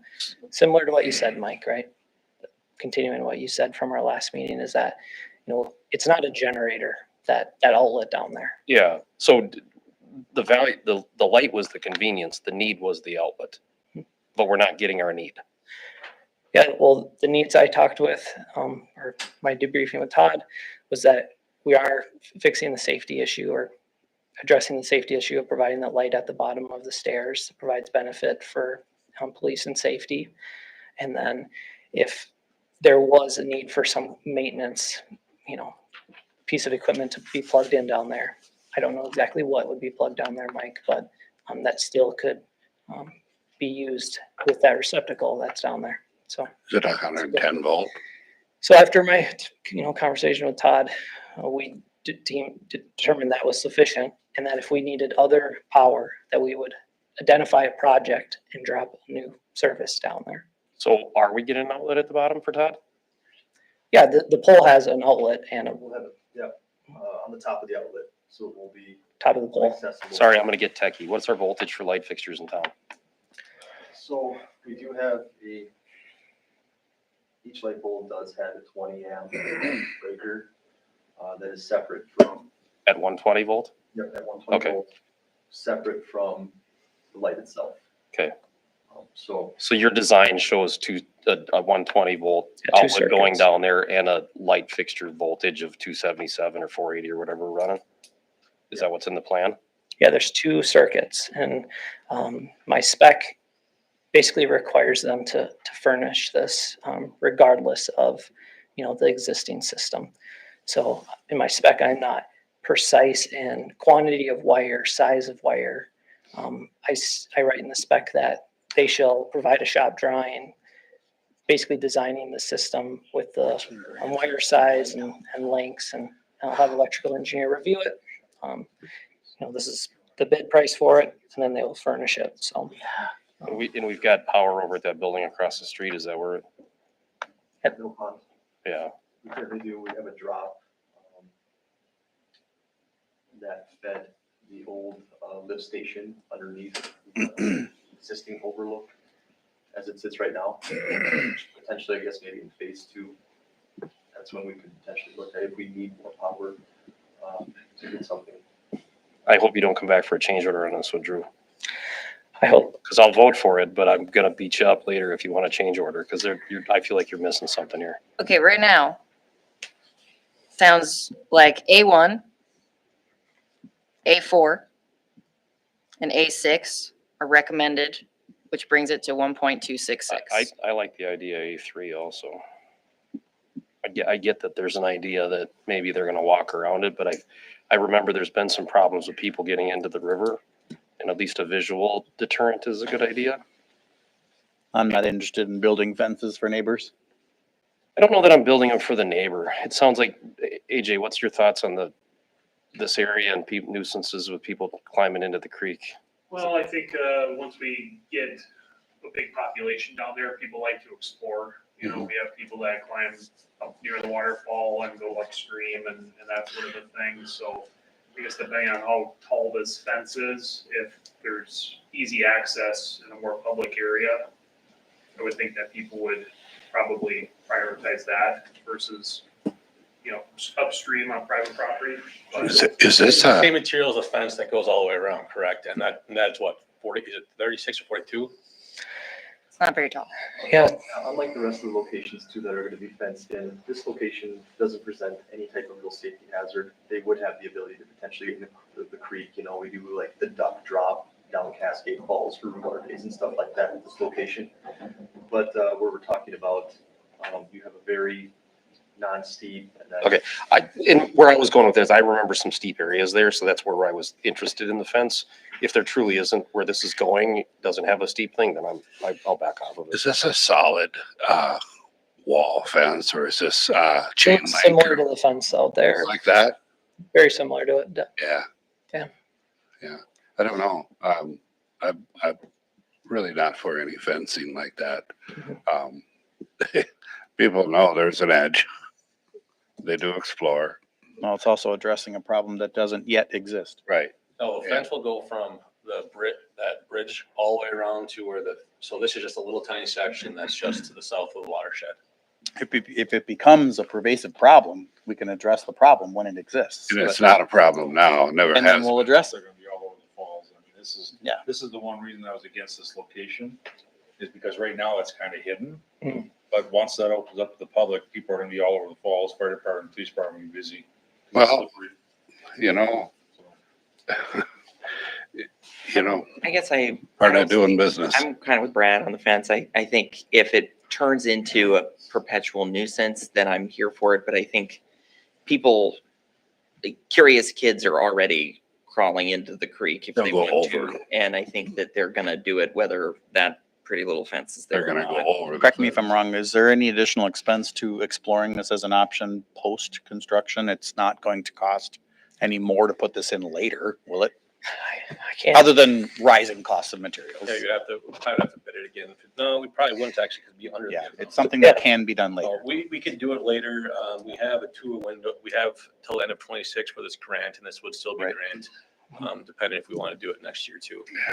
The cost might go up a few thousand as you have to Right. bring a new contract company in or have them come back and do it the following year. I could see the contractor honoring the price of, 42-inch metal fence, bid item number 17. They're saying $245 per linear foot of fence. They probably could honor that price, Brad.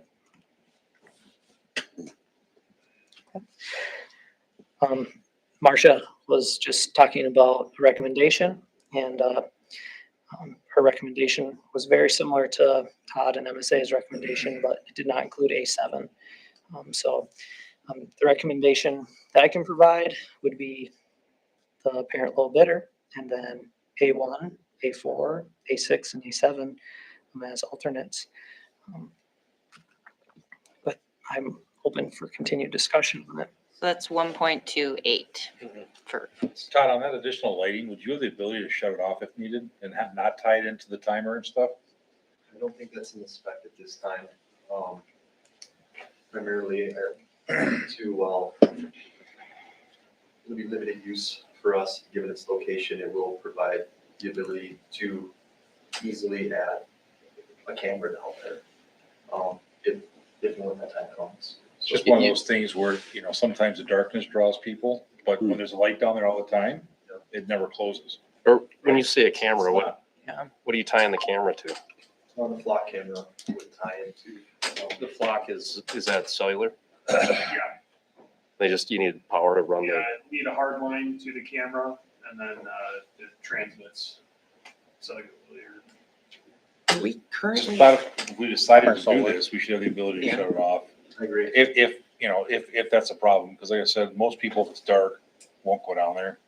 And if there's a problem, we can turn it on. But I think it's like moths to a light, people. do we get a lot of, I agree with you, Ron. Do we get a lot of calls down there right now?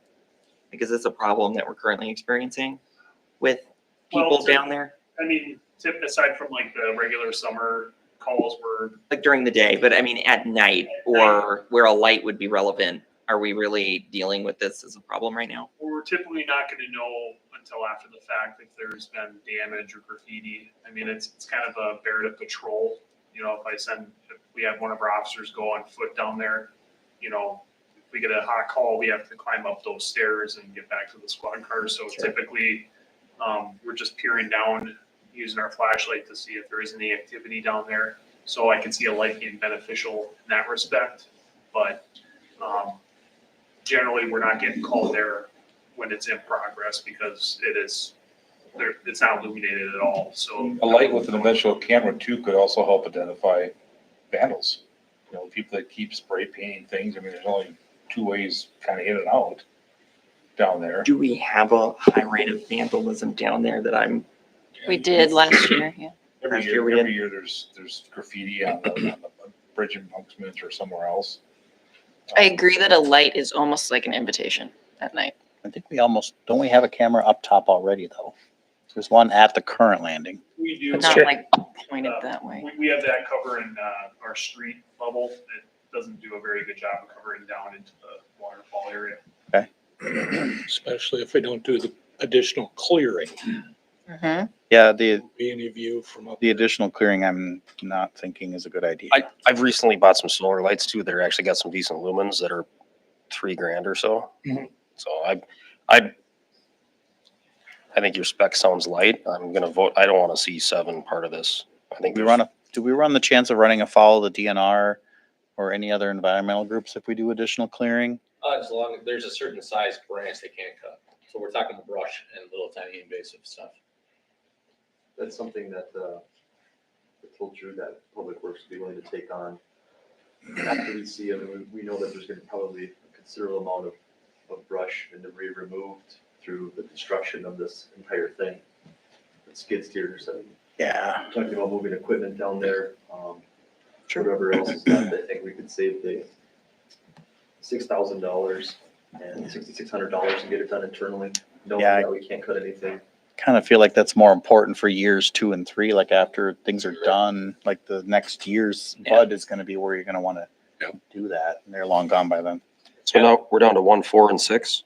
Yeah, so that's 1.266. The recommendation from staff was Pember 1, 4, 6, and 7. So that would be the motion if it was a staff recommendation. The board recommendation motion would be, that's what we're discussing here. So really, we're just at 7 right now. The discussion is whether or not to do 7, the lighting. I mean, the best way to approach the decision between whether or not we would add the lighting on to accepting this bid or not would be to float a motion inclusive of the lighting, see if it passes. If it doesn't, then we can go back and float a motion without the lighting and then see if that passes. That'd be the easiest and most systematic way to pull that off. Or we can just come to a consensus verbally now and pass one motion. I'd like to see the lighting, because if you're doing this in phase 1, it's there with the electricity and unknown future needs. It's there. I mean, I'm sure there's other phases, but this is the time to do the lighting, at least as part of it for me. But with the ability to shut it off.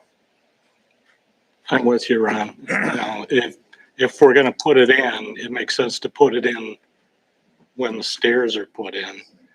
And definitely we need the ability to shut it off. Or have the police ability to turn it on. Right. And go, "Is anybody down there?" However, yeah. Man? I'm for it. I'd like to see that. Marcia? Arvid swayed me. Neil? I can go along with the lighting.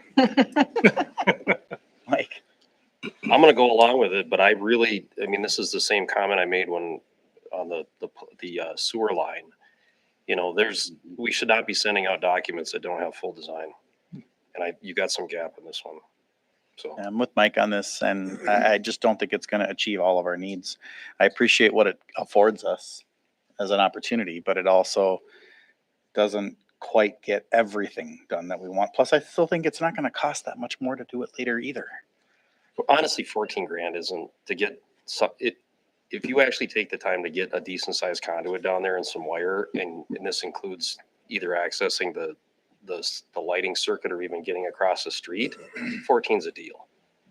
That's what I thought. If somebody runs a 3/4 inch conduit down there and stubs it in the bottom of a light fixture, then we're getting hosed. So I hope whatever your stuff says is something substantial we can work with later. So I'll back you. And then it goes to my question at the very beginning under your contract management. You know, this is more than, we're buying more than just a project here. There's a lot of stuff that goes into it. There's schedule management. There's you know, your comment about working with the neighbors was great. I want to see that on all of our projects. I want to see decent schedules. I want to, you know, there's a lot more to contract than just a product. So. Very good, Mike. What are we at? So the motion, from what I counted, is that the majority of us are in favor of the lighting. So the motion would be as suggested by MSA. Correct? I mean, if you're there, that would be the status, but I wanted to talk about the hydro They seating. weren't recommending. They were recommending the hydro seating. That's true. Yeah. Boys. 1, 4, 6, and 7. Yeah, and I think the two that I would like to have more discussion about are the hydro seating and this additional site furnishings. Those are the two that are hung up for me. Okay. The hydro seating, I think, is good money after bad, and I don't think it's worth the effort. I think that project is going to require a lot of attention and work, and it sounds like $7,000 that I don't know. What did we spend in effort last year removing rock off the stairway? $5,000. Between material and 5 or material and 6. labor, it was 10 grand. I understand where you're going, and I was kind of against it, but this is I don't know that we're going to get what we're expecting to get, but this sounds like a cheap insurance policy. I don't interpret the hydro seating though as any kind of structural. It's more of a cover. Roots can be structural. Yeah, they'll Yeah, grow but in. I mean, it's Weed roots. I just don't feel like weed roots are gonna roots do hold much. of- dirt. I get What was that. on But the if we're hillside spraying had green roots. stuff on rocks Why did it and go it's expected to last for 2 years, the roots protection you're getting is just, I'm not an engineer, I but it guess just sounds a bit. worst case, it's a ryegrass. The ryegrass is going to decompose after a couple of years, and you're going to end up with some other soil, in between soil, the rocks, which in yeah. theory then is going to turn into some softwood weed tree thing that'll survive. Yeah, we're just starting the restoration and hoping to adhere that riprap to the slope. So it's a goal. You said you wanted to talk about additional furnishings too? Yes. It's just a lot of money, and I guess I want to understand if we really believe that is money that the public would benefit enough from. Yeah, I believe it would. It get rid of the wood material we have down there already. It would make sure that it stays in one place. It would not be moved. People they eat down there, they sit down there, they rest down there. It gives them an opportunity to enjoy the space longer too. It is hard to get equipment down the stairs. And with the crane, this is gonna be heck of a lot easier, and this would be the time to do it. Yeah. Because otherwise, I don't know how we're gonna get all the material down there. You got $3,000 to set up a crane to get any kind of equipment down there. You got $3-4 grand worth of equipment or tables and chairs and stuff that we talked. So now we're already at 7. And concrete. Yeah, so you're 50-50 material labor here. And I don't know that there's any civic group in town that wants to carry picnic tables down there that would. I mean, my suggestion would be that there would be nothing down there. Like that is, I think, what I'm offering for discussion, and whether or not we're comfortable with that idea, or if we're in agreement that we should do this because that's what's been down there. It is utilized, and that's what we should do. Then very well. It's just $18,000 for 2 benches and a chair. There's people who can make it down there and barely make it back up, but when they get down there, they want to stay a while. They want to sit, they want to look at stuff. Kids to sit down. It's going to save the fire department from going and getting them maybe. I've seen it utilized quite a bit over the years to table us down there. People put their lunches, there's kids' shoes, there's clothes drying out, like that one table is That's like true. carrying the weight of the world down Yes, there. it is. It's like. I it's think one of the other things servicing you're the gonna hear community. too is that if we don't put something down there to finish it off, you're gonna get a lot of comments, I think, where people are gonna say, well, you went 98% of the way there, but there's just nothing to sit, there's nowhere to sit down there. I would, We built a skate park and people showed up. We put Oh, a picnic table down there. Be like a if you gym build a thing. table. I would Just, recommend. it's $20,000. I'm just I asking, think like, I that an think it's, interesting solution is offering up those benches and tables to have placards of donations. Like maybe this is something that we do add in and we take it up to the community. Sponsorship, yeah. Yeah, to like sponsor this bench for the cost of So these- $2,000. Are these tables bigger though? I mean, are they like 10-foot long tables or, because I could see something like that. It should be kind of substantial. Yeah, it's big. It has 4 seats on each table and typical size bench. And this I don't is have one- the exact dimensions for you, Van, right now. Regardless of what we think it is, the 4 contractors think it's relatively close to the same value. So whatever he wrote into the spec seems to be Clear. consistent Yeah. and relatively clear. Okay, Yeah, and at our public meeting, this was one of the areas that a lot of people expressed interest in. yeah. It's true. One question I have, Todd, is there a need for like some parks have those permanent garbage can holders in place, so they're not thrown around or grabbed? Is there a need for that down there? I guess I don't know what you've come across or what you've seen, but if you designate a spot that would be a good spot for it, where it's out of the way, then it's not drug around and moved, things like that. Just wondered. Yeah, I think it would just take a little bit of additional research, given the wildlife down there too. It's why we sort of have the traditional cans there, because they have lids and stuff like that. But yeah. That's what I thought. If there was like a metal one that could hold the can or whatever with a lid, it won't move. It won't. Is that in the site furnishing? Is that what it's? For phase 2, when that bridge in itself gets redone, I hope to do something that's built into it so that it can't, that's built into the actual bridge. And who's gonna run down there and empty that thing every day? No, summer help. Oh, the young one, the young ones. Kids are down there, yep. Okay, we got How it. do you feel about your, I've raised my points. I am willing to go along. Can we talk dollars and cents then with, What was your total? items? Without lighting, can we talk without dollars lighting and is cents? 1.266, With it is, 1.28. and that puts us at a village required additional funding above our CIP as what?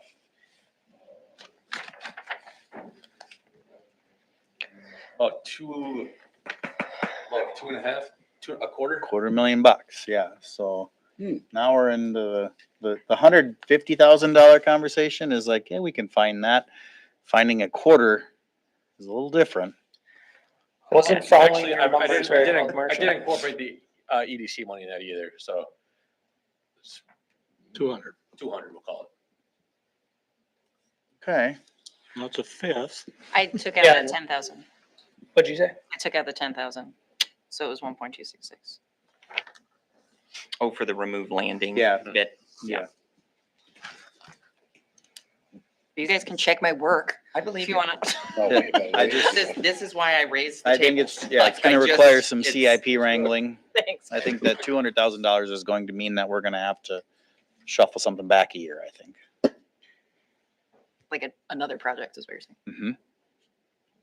Mm-hmm. And that's, again, why I raised the tables, because I think it's one of the difficulties here is it's hard to make a decision like this, not knowing what the trade-off is. Yeah. Like, that is what I'm struggling with, because if it's this or regular street maintenance for a year, and I'm not saying that's what it is, but I Right. mean, there's a trade-off that we are making, but we don't know what that trade-off is. If I understand this, we're already at least 100,000 over just in the base bid. Yeah.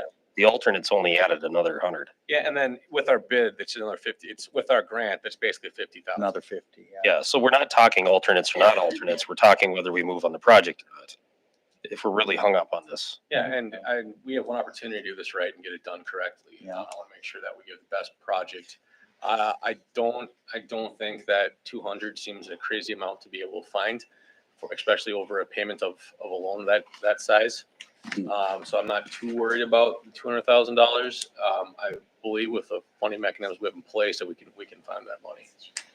Our debt load is better than it was 2 or 3 years ago, so, I mean, debt's available, but debt payments tend to stack up. We're already paying a monthly debt payment on knocking down the building on the property adjacent, so.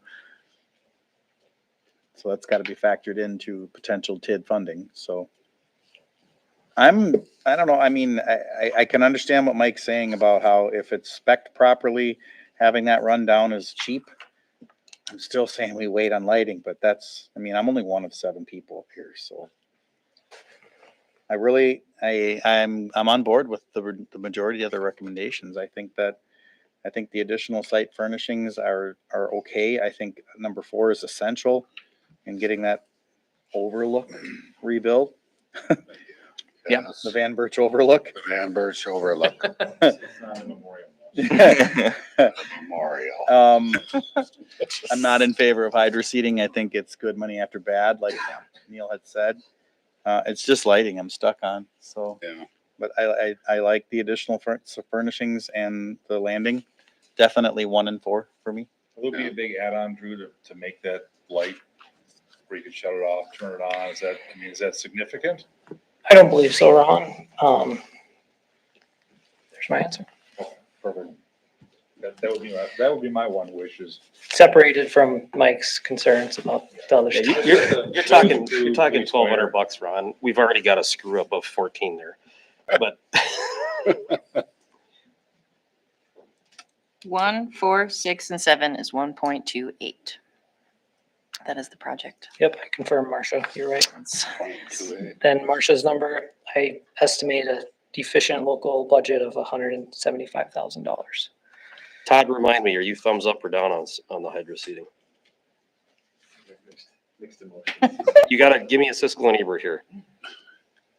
Up or down? Yeah, what do you think? Todd, did the hillside move during the last rain again?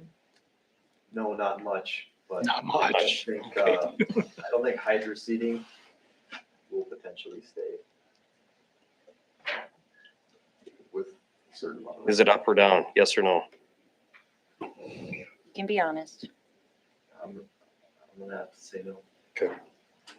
What'd he say? He echoes what we were. He says no. It's just not worth doing. Yeah, there's something there. We're gonna get yelled at for spending a little bit more than we should have, but I'm thinking I'm probably gonna be okay with the additional lighting. I think we could probably pass it with 1, 4, and 7. I'm impartial to the hydro seeding. I think it would be aesthetics at Yeah. minimum to not look at rock, which. Yeah. And if it worked, great. But if it doesn't work, it is a temporary solution. So if that's what we're hung up on. Because this is 6B on the agenda. One can accuse us of not being thorough. I know. I know. Anybody else want to hash out any other scenarios, or does somebody want to propose a motion? Well, let's fire up a motion. All right, let's do it. All right, let's go. We're going to approve the Pembroke contract with alternates 1, 4, and 7. I'll second. All right, we have a motion by Arvid and a second by Mike to approve the bid from Pembroke Companies with the bid alternate additives or all additive alternates of AA1, AA4, and AA7. Wonderful, thank you. Wait. We didn't vote on it yet. I know you're excited, Drew. Any discussion on the motion? All those in favor say aye. Aye. Opposed, say no. Motion carries. We will have a new staircase. Thank you, guys. I'm excited for this project. Yeah, I'll start on the contracting, so thank you. There you go. Okay. Now more fun. 6D? C. Nope. C. The bids are here? We have to talk about them? Oh, No. Eric's here to Been- explain. It's, oh, we're just discussing. Got it. Just Okay. discussing. No bids, just discussing. Maybe less of a discussion than the last item. So we had our bid opening for the Bluff Tower Water Main project last Thursday. We had 6 prime contractors that were plan holders. And as 10 o'clock rolled around, we ended up with 0 bids on the project. It has not happened to me before. I did talk to some other staff. It hasn't happened to your staff here. It hasn't happened to other engineers I work with. I found one case, one project manager.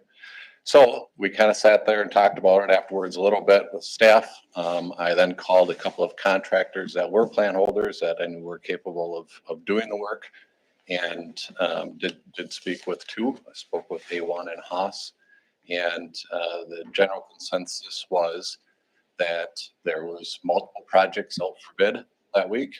Our project was of high complication. It's a very complicated project, very involved, and they simply couldn't bid every project that was being bid, and ours got dropped off the list.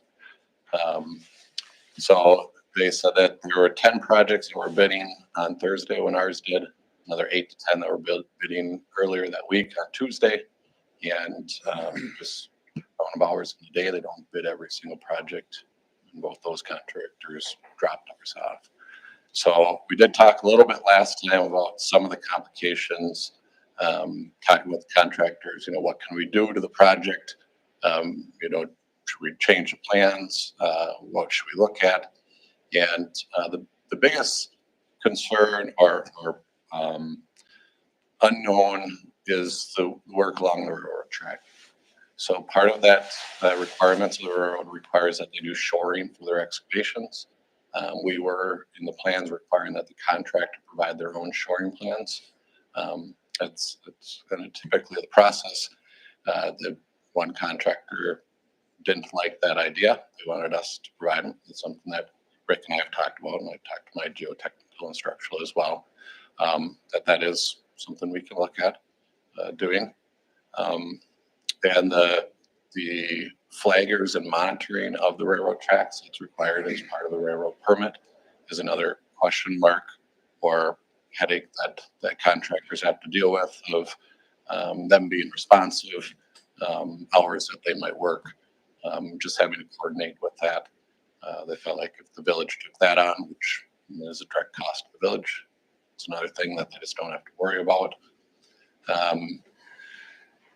There's rock right at the level that we're putting in the water main between the gas station and the railroad, which complicates the shoring plan as well. There's groundwater that's there. There's contaminated soils. It's a narrow trip up the path up to the water tower. There's just a lot of things. So I'm sure there'll be some questions and things, but where do we go from here? Rick and I and Devin have spoke a few different times, looking at different alternate designs, what can happen there. So really you have a couple of options. We're in a good, I should say too, we're in a good place where this project wasn't driven by an immediate need to replace that line. It's a 100-year-old line that provides a very important piece of the water system, directly to the water tower, but we don't see failures in the line, and that's why the project came up, was to get ahead of it. So we've got some time to do this project as well. But it's either look at changing the design or look at rebidding the same project or a version of it. And we haven't come to a conclusion yet. So actually, Rick and I are going to go look at it again on Friday. I'm still talking with contractors about it, and some options, and we'll figure out what we want to do and rebid either the same one or a version of or a different project. So Eric, recap: shoring, flagging, and rock. Rock, dewatering, traffic was another thing that did come up. They would prefer. Shut down, right? Yeah, they'd prefer if you could shut down 35 rather than trim it down to lanes and opening it back up in the evening. No. So I'm gonna speak to the things I know about. Sure. I'm confused why there's flagging required in here. Are we actually in the right of way? We are not. We're in the zone of influence. Okay. And you need For the railroad specifically? yeah. And you need flagging in the zone of influence? Mm-hmm. Are you sure? So says CN. Okay, I feel like you need to get CN out. Cause I've done work on near heavy rail. It's not as bad as it makes out to be. You just need to have, it might be something you just, it doesn't require special insurance because you're outside of it. And I think the flagging, or at least I feel like they're gonna be out watching it.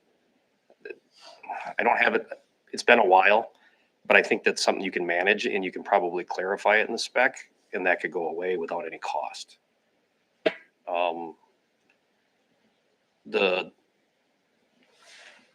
What was the deal with the rock? So the rock is at 7 to 8 feet. And our cover of the water main that we want is 8 feet. So it's, since there's that change, so we put in the bid to an option to do an alternate of directional drilling it along the railroad as well. So you didn't have to have the open pit and the shoring, and talk with the contractor about that. Was it rock removal that was the concern? No, it was putting the shoring into rock. For the excavation? Mhm. Is there a reason you can't go shallower? Well, there's an existing line underneath the railroad, so you're kind of dictated by that as we're tying in there. If you go shallower, you insulate it, and actually we talked about that a little bit too. Just stay up out of the rock and insulate. We are insulating all the way across the highway because it goes over a big storm sewer, so the water main has to get shallower, it goes over that. What was the dewatering? So there's, Do we have aquifers we're worried about? we're just in groundwater alongside we're in groundwater alongside the gas station, and it's contaminated or has shown contamination. Then we have to, we can test it, or we're actually just putting it in a sanitary. I love it when jobs get rebid and nothing changes.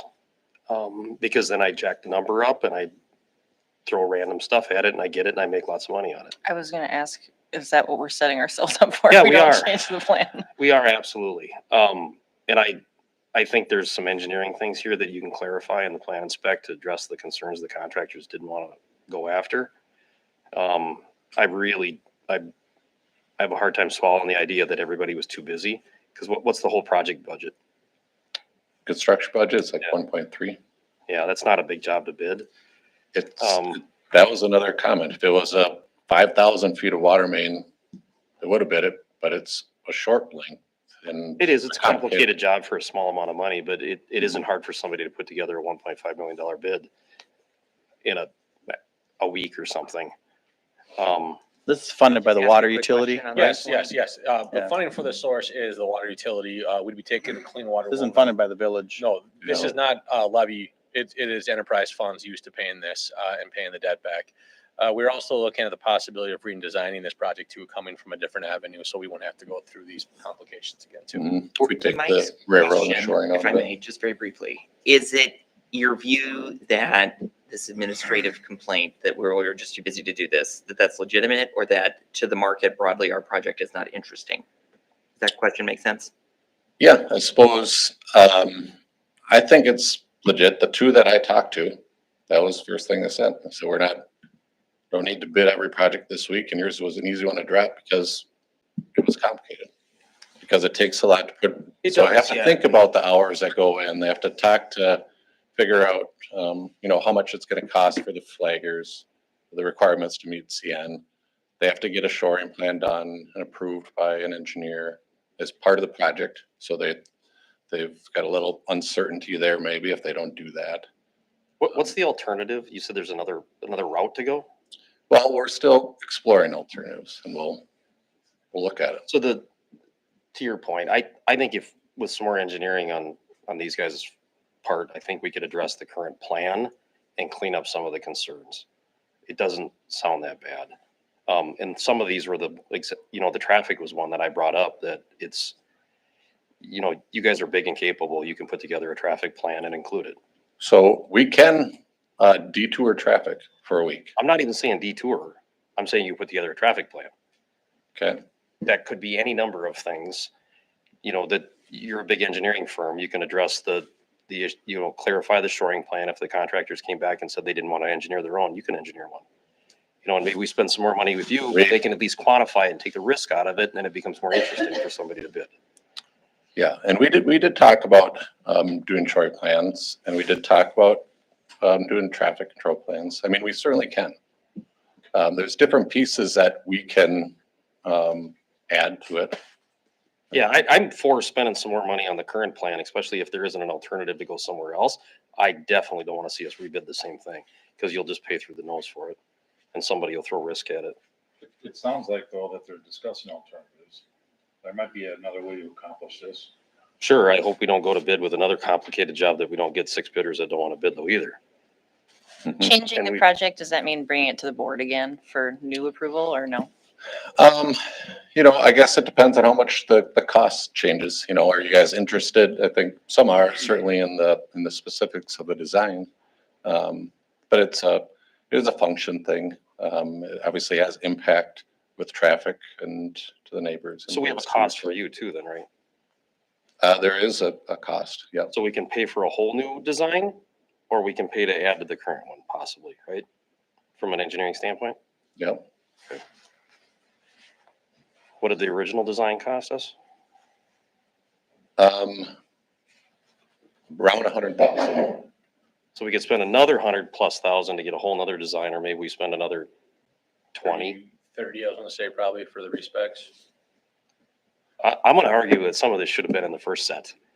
So I'm gonna push back, because I really think the traffic alone should have been, that's a clear problem that I wish you'd address to begin with. I guess I don't know what, you don't want a detour? I No, don't know I'm what you not want saying with a traffic. detour, but I think there's, and maybe the detour is the answer. I'm not telling you what to do. I just think there should have been a traffic management plan in there, or a requirement for one. There is. And those are not the concerns that yeah. they're bringing up, correct? They're bringing up concerns of shoring and the rock and the. Yeah. Concern They was wanted not it being shut down closed. completely. They wanted it closed. They wanted to completely. close the road for a week. Yeah. They So said their that- traffic they said plan that was would be- closure and ours was one lane. Our alternating. requirement was 1 lane to keep open and only close 1 lane from 8:30 to 3:15. So, you know, because our plan was more restrictive on allowing traffic to continue, if we could just close it down, it would be easier for them. That's what they prefer, and we could. Yeah, if the engineer comes back and says the easiest way after talking to contractors is to shut this down and tell them to complete it 24 hours a day in a 3-day window, that takes the risk out of the contractor's hands, and they can put a value to it. They don't walk away from it. That cost you $2,000 to adjust the documents and maybe write out some language or put together some kind of a detour plan. It's outside of the minimum requirement of the state permit, whatever that one was. Unless you guys came back with a great idea on another solution, I think modifying this one and cleaning it up is the answer to address the concerns from everybody. Mhm. What was remind me on the financing, how much do we have to pay for this? It was 1.2? We applied for 1.7 and were approved for 1.7, I believe. through And the, your yeah, budget was through the- 1.2? 1.3. So there was a $400,000 buffer there potentially. You add some more language, we're still underneath what we have, right? Yeah, so the 1.7 is borrowing from the DNR and then funded through the utility. But it sounded like we were okay with that number. Yeah. It comes down to what Rick's debt is able to handle. Yeah, I mean, it's. Without adjusting the rates, so it's. Yeah, the goal would be to operate under the same rate. Before we get into that whole conversation, the way that the rate's set with the PSC it's really a complicated process. It's not as easy as you think it would be. So, you know, with the 1.7, when you're going that high, we're just trying to operate within the existing rate without saying, okay, well, let's go to 2 million. And now, you know, we have to adjust the rate for it. You know, it's all projects that you do are going to be a part of the rate. when you apply for the rate, or rate with the PSC, but we didn't want this to be a main driver of a rate. So you, just to clarify what you just said, you can sustain our current water rates up to 1.7 on this project. We were very comfortable at the 1.3. Once we got beyond that, it was up for discussion. When was the last time we adjusted rates here in town? 2019. So is it the suggestion, like if I'm hearing you right, your suggestion is make some minor tweaks and try again? That's my answer. That's how I feel Action. about it, unless, It's no action tonight. There's no action. okay. But I'm just We're looking for- summarizing the yeah. conversation Yep. that we've had so far. Just, yep. And just to interject, that's what Eric and I were talking about. I don't want to see us go a different route. I don't. I think we have a good plan. I think we have a good project. I think, in my opinion, if I'm a contractor and I can do $1 million worth of flat level street project, or I can do $1 million worth of, wow, this is really difficult to dig through rock excavation and shoring plans and all. I'm going to bid that before I bid this. I think this is more of a low hanging fruit than trying to pack my schedule full because there's not enough work. If they're bidding, or bidding 20 projects or bid opening on 20 projects that week alone, I mean, there's a plethora of projects out there. Nobody's starving to do ours. So I'm going to argue the other way. The bid market for what I do is getting really, really thin. that's what we might be seeing in the future. And so I think when we're talking about refining what we have, maybe doing an alternate route in a section of it. But ultimately not scrapping this plan, just refining it, seeing how we can make it more palatable for a contractor. If they, we talked this morning, if they want to close the road, that's some good feedback. I don't know if the village is open to that, but that's something we can do too. If that makes it easier, we just blow main across it, and if that's one of the hangups that we have control over. We don't have direct control over the zone of influence in the railroad. We can suggest things, but ultimately it's like arguing with the railroad.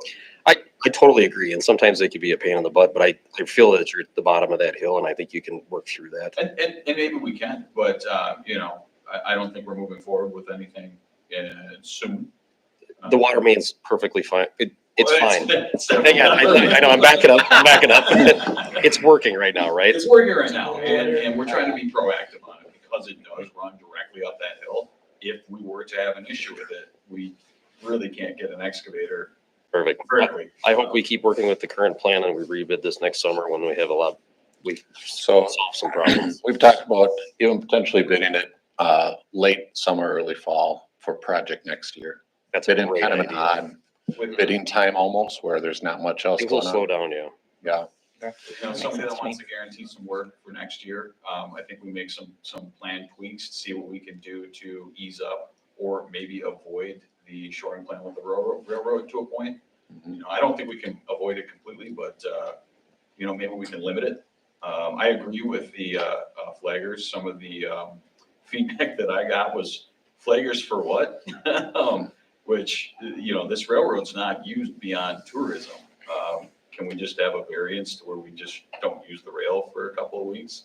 I don't know. And ultimately, it's Canadian Nationals rules. We're gonna be subject to those. You can get a rep in and talk to them about it. And we have time to do that now, I think, I say we have time, Eric. So there's, Rick, I like your comment about we have time to think about it, because I wish we'd have done that the first time we did this. So, yeah, and I don't think it was a bad plan. I don't think there was a whole bunch missing that was the reason why it wasn't bid. But we are going to look at ways to make it easier for contractors. One timeline that we are potentially on is, so for the Safe Drinking Water Loan Program, you need to submit applications by the end of June. We did that last June for this project to be funded this year. So if we do any plan updates, if we rebid the exact same plan with some tweaks, we need to submit that application to utilize by the end of June to utilize it for next year, which we're on top of as well, and we would look to do that. So. No further questions for Eric? Okay, thank you. Okay, 6D, annexation of parcels 221132 and 221131 and 221133 from the town in Farmington. So am I correct in assuming then that with the annexation process, this is a legal process that is undertaken by landowners? Yeah, so Gary Johnson, who is the landowner currently under Plainview Estates, correct, Russ? Correct. He is petitioning the village for annexation for his parcel of land, which is here on this map here. Petition for annexation for this to join the village. But there has been no land sale whatsoever yet. Gary Johnson is the owner of this land. He is petitioning the village for that parcel. And then Cedar Corp also is petitioning on behalf of the village for this parcel of village land to potentially be into the village too. Planning Commission approved the annexation petition by a vote of 6-1. And like I said, this is for the current landowner of this property. Any questions regarding that? Are there any legal obstacles that prevent the adoption of this annexation? You know, you can deny a petition. Basically, if it's going to become cumbersome to the village or anything like that, you can deny it. You have a landowner who is petitioning to join the village, and I see no challenges for this. And I would recommend that the petition for annexation moves forward. So essentially what we need is a compelling reason not to approve. Yep. Okay. I set the stage for that because this process, similar to other legal processes that are brought to the board, like a conditional use application, for example, the job of the board is to exercise fair and impartial review of all legal restrictions and legal abilities with regard to the applicant and the board. And if there are no legal reasons to deny an annexation, if they have satisfied all the legal requirements in their petition, not only are we allowed to grant the annexation, we're compelled to, because if we deny it, they'll sue us and they'll get it anyway. On this one, I did talk to Paul on that behalf. You can deny it. Just generally you need a compelling reason to deny it. You need a compelling legal reason to do it. That's He correct. says it's the village's choice whether or not to add it. Like I said, I see no reason why you would not want to add in further tax base to the village at this time. So the nay that was involved, and it wasn't me, had to do with the concerns about the road access in and out and another situation associated with a shared road with the town of Farmington. He was talking about potential issues with future developments that may or may not happen. Once again, this is the current landowner that is petitioning, not the developer who's petitioning for Right. it. Just to do due diligence is we're somewhere down the road, we're gonna have to talk about road, just like Simmons Drive. Mhm. And there was one other person that showed up that made a comment that it potentially is just more cost down the road. But at the same point, I'm for it. Something I think we all should just be aware of down the road. Can I ask a quick question about the pilot, the payment in lieu of taxes? I think we all understand the scenario that we're working with here, but is the responsibility to pay that rests with whoever owns this parcel, correct? Mhm. So if a land sale did not occur subsequent to its annexation, the current landowner would be responsible for managing that payment in lieu of taxes. With help from the village, we'll do whatever we can to make this happen. To the payment, I mean, setting up the resources for it to happen, the pilot to happen for them. Basically, you just write a check. Someone's writing a check to them. Yeah, I'm asking who's writing the check. So the landowner would be The one- land doesn't sell. If the land doesn't Who's sell, the responsible? current landowner will be responsible for the check for the pilot. You can try to find that one, Eric. Yeah, I'd say that the property owner. I'm trying to remember here. I'm getting my two states mixed up again. But I believe it is the developer, yes, or the landowner. That's The landowner. Yeah. Okay. I just have some, it says, a payment in lieu of taxes pilot will be required to the town of Osceola. You gotta, That's the That's what they're petition. talking about. so, It would be to the town of Farmington. It's a few $1,000s because the land's currently ag.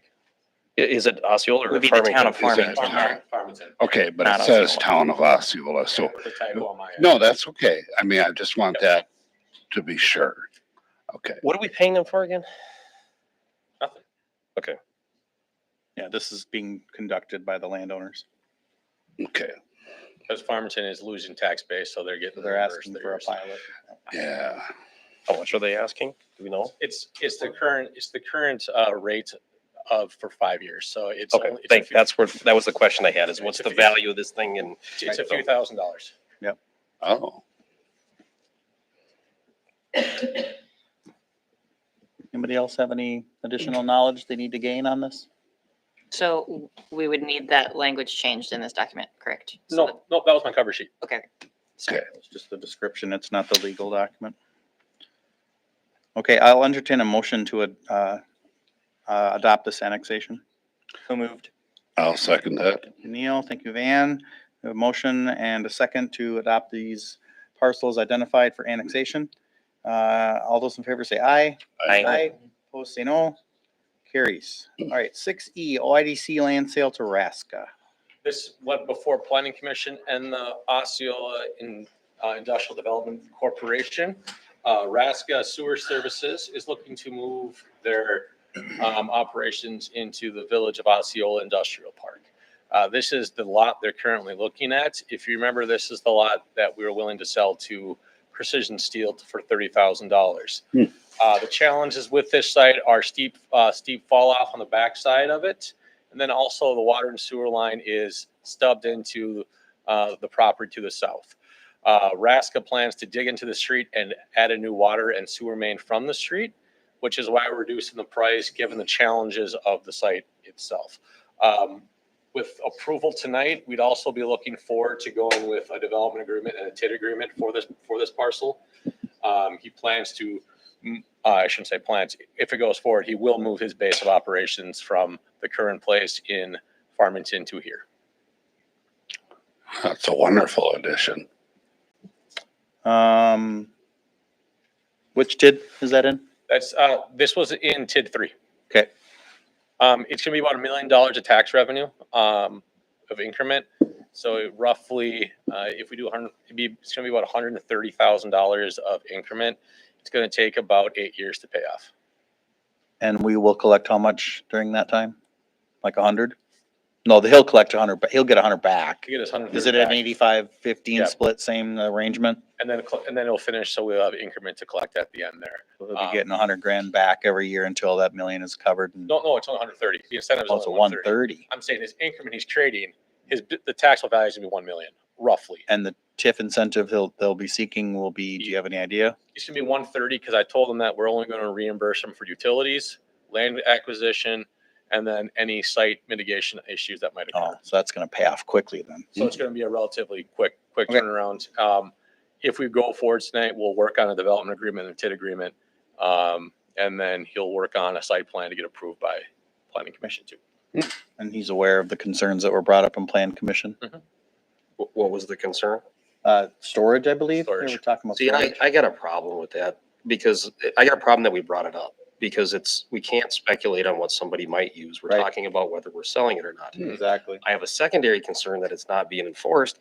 A tertiary third one is that I don't know that 10% is all that bad. I almost feel like we should amend that because I don't know of a business out there that's only putting, on a 3-acre lot, a 0.3 acres a of stuff third of an outside acre, that. which Yeah. is the lot I grew up on here in town. I will say that part was in there for the OIDC to see what he's planning to do with the site and for Raska to see for himself.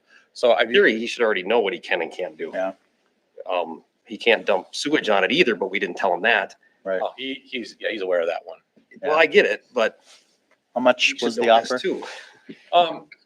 We offered, he saw that we offered the piece for 30K to Precision Steel, so he's gonna offer 34 also. Okay. So 30 with the TIF, Eventually when that goes before the a board. yes. reasonable direction to go, all right? What, have you heard, is he trying to build yet this year? Or has he got, He is would this a, prefer to build this year, yes.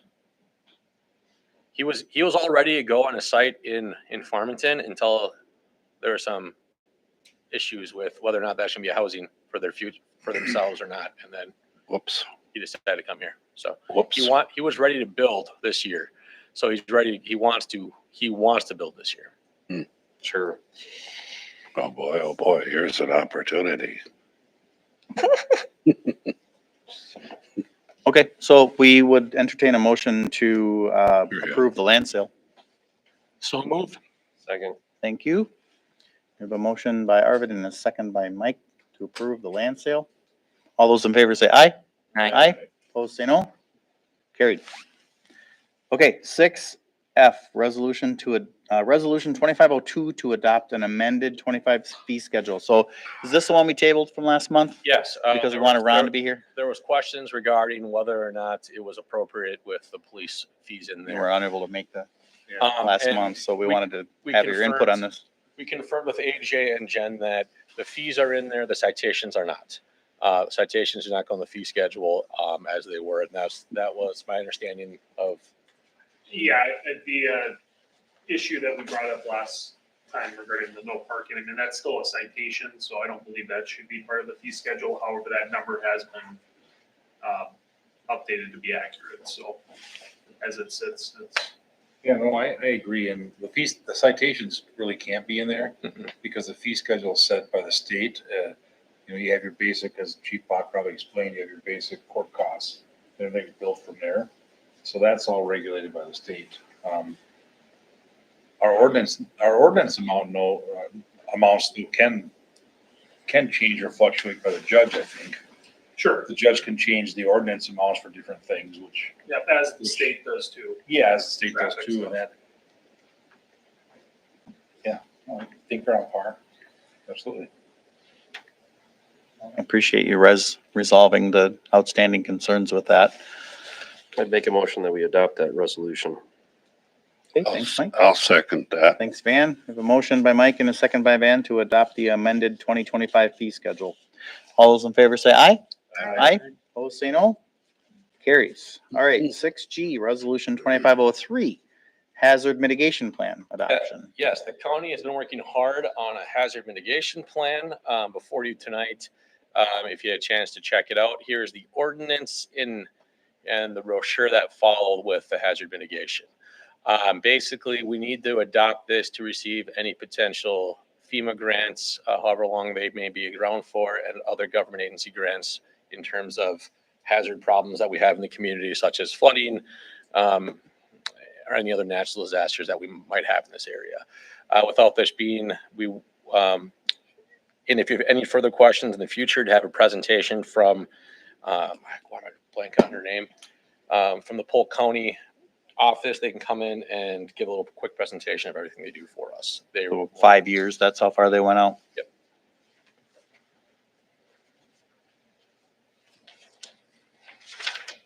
I'll make a motion that we adopt this. Second. Thank you, Ron. Thank you, Mike. We have a motion by Ron and a second by Mike to adopt 2503, hazard mitigation plan. All those in favor say aye. Aye. Opposed, say no. Motion carries. 6H, commission and committee discussion and appointments. Before you are a few committee appointments that we have reached out or have been reached out to in the last month. They are as presented, so the motion tonight would be approve them as presented in the memo. So looks like 3 people, did they reach out to us or did we reach out to them because of who they are in the community? Mark Erickson was recommended that we have him on, we didn't have a financial person on the facade loan program, so we were recommended to get a financial person on there. And Mark is on our other loan program, so we just asked if he wants to do double duty on this one too. Are we still missing a historian then? We're missing a historian and we'd be missing an architect still for the HPC. I did reach out to the Historical Society and heard back from them. Okay. That's unfortunate. I mean, we really need to try to keep that body staffed. Otherwise, we're gonna have to absorb the things that they do into other entities. So, I'll reach out to them again. I'll try to call them. I mean, the natural progression, I would think most of those would probably land at plan, right?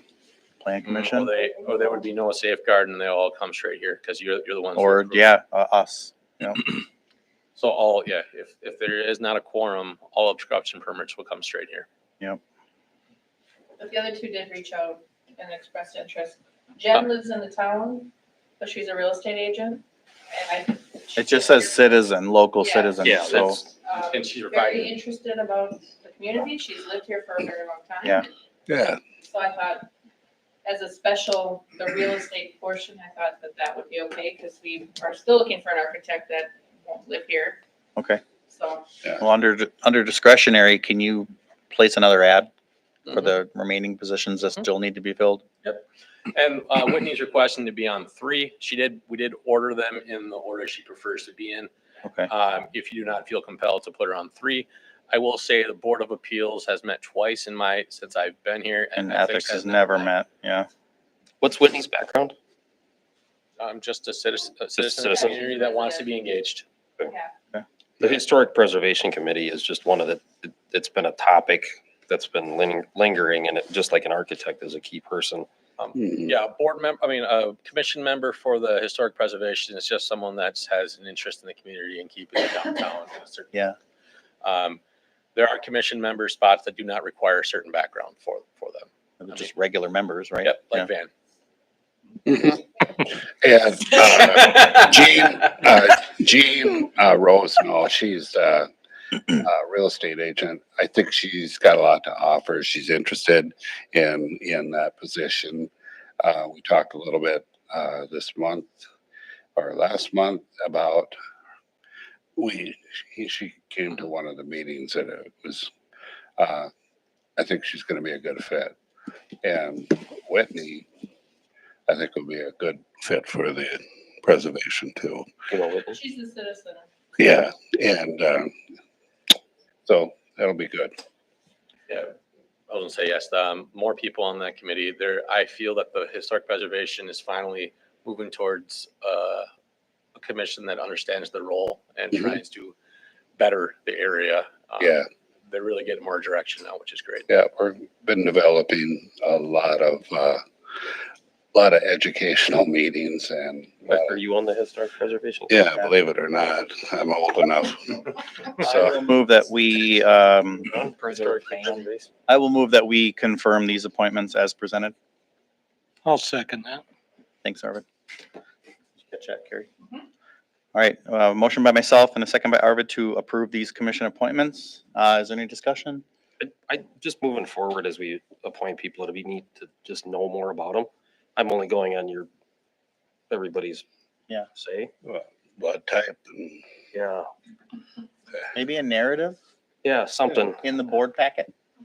Just a quick couple sentences. Application process. Yeah. And we got a little bit here, but New members. yeah. Okay. Yeah. For renewals, I don't have to go through. No. No. Yeah, I just, no. I can do that. one last thing. I know Mark's got a background in town. I also know that he was affiliated with a problem in town. And I don't know anything about Whitney, so I'm gonna probably vote nay on this because I wish I knew more today. Understood. All those in favor say aye. Aye. Opposed, say no. Aye. Motion carries. Okay, starting on this side of the room, Marcia, anything for the group? Bye, buddies. I've greatly enjoyed my time learning about all of the intricacies of all of this. I've learned that we have unbelievably passionate department heads, and I think we're just so fortunate to have people that care so much working every day and such passionate people that volunteer their time to care even more. And you don't get rid of me. I'm now a board member of Explore Osceola. So I was giving my time before the board, and I'll give my time after the board too. So you don't get rid of me. I'm sorry. Well, I would like to thank you for your time. You did a great job for us, and we have a skate park in town now. I wonder if it's time to revisit the bridge project in the near future. Another update on that. It's a good idea. Nope, other than I echo what Arvid said about Marcia, appreciate everything you've done, not just at the board level, but you're a busy person too. So, making the skate park happen was huge, so, thank you. The only other thing I'd add is I'm looking forward to phase 2, eventually down the road for this project, because I would love to see much larger deck where the current one is, so we can hold music in the park and Are you hold talking public falls? events. You know, things Yeah. like that. Okay, So, sorry. Yeah. I mean, that's what I envision. I mean, what a great space, center downtown. Yeah. You know, so I hope we keep that in mind, whether I'm here or not, whether we're still on the board or not, but I hope we keep that alive because that would be a great thing. So. Yep, agreed. Marcia, Dan? you are something else. You have really been such an asset to the board and the community, and you work so hard on that skate park, and I really give you so much of the credit. I know other people are involved, but you did spearhead it, and you took it all the way to the finish, and I really appreciate that, and I appreciate you as a person. You're a good person. Oh, thanks, man. That's all I've got. I'll give you the compliment sandwich. That was all the positive. I'll give you some Yeah, negative. Mike, lay it on me. I wish one term doesn't sound like enough. I mean, we've invested a lot of time in you and you and us. I wish you'd have know stuck this around is your longer. love language, so I accept. In all honesty, I hope Nicole, that's you in the back there, right? Congratulations, I hope you stick around for more than one term. I don't feel like we're doing our constituents justice if we don't. Different than bigger political. It's not, we're not talking term limits here. So I would like to revisit I'd like to see us talk about this outside storage thing because we're already not following it in town on some of the commercials. So maybe we need to adjust it to something that's maybe reasonable. Or we're gonna have the same problem as we do over here with the hospital where we change zoning to meet somebody's need. I think we should change zoning to fit the current use in town that's reasonable. Or we should address them as nuisance properties because that's technically what they are. Recognizing a potential deficiency with code and Yeah, yep. yeah, it's responsible. Goodbye. Thank you for making the town better. I mean, in however long you were here, I think that we're a better place for it. So thank you for taking the time and putting it in because I know these meetings are so exciting for everybody. I think it's two things on future agenda. One, I think to your point about zoning, it echoes, I think, some similar conversations we've had around kind of taking a comprehensive look at our zoning, particularly as it relates to housing. And I think we've talked about that. I think that idea is due. So I think that dovetails with Mike's comments there.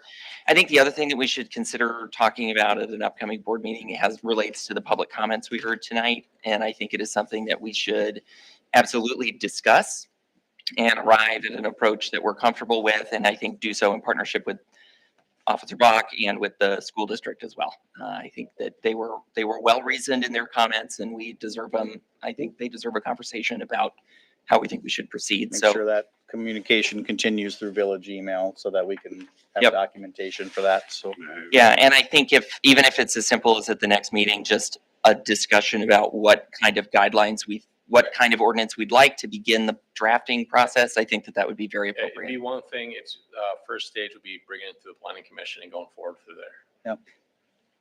Bringing which one? All ordinances. Sample language.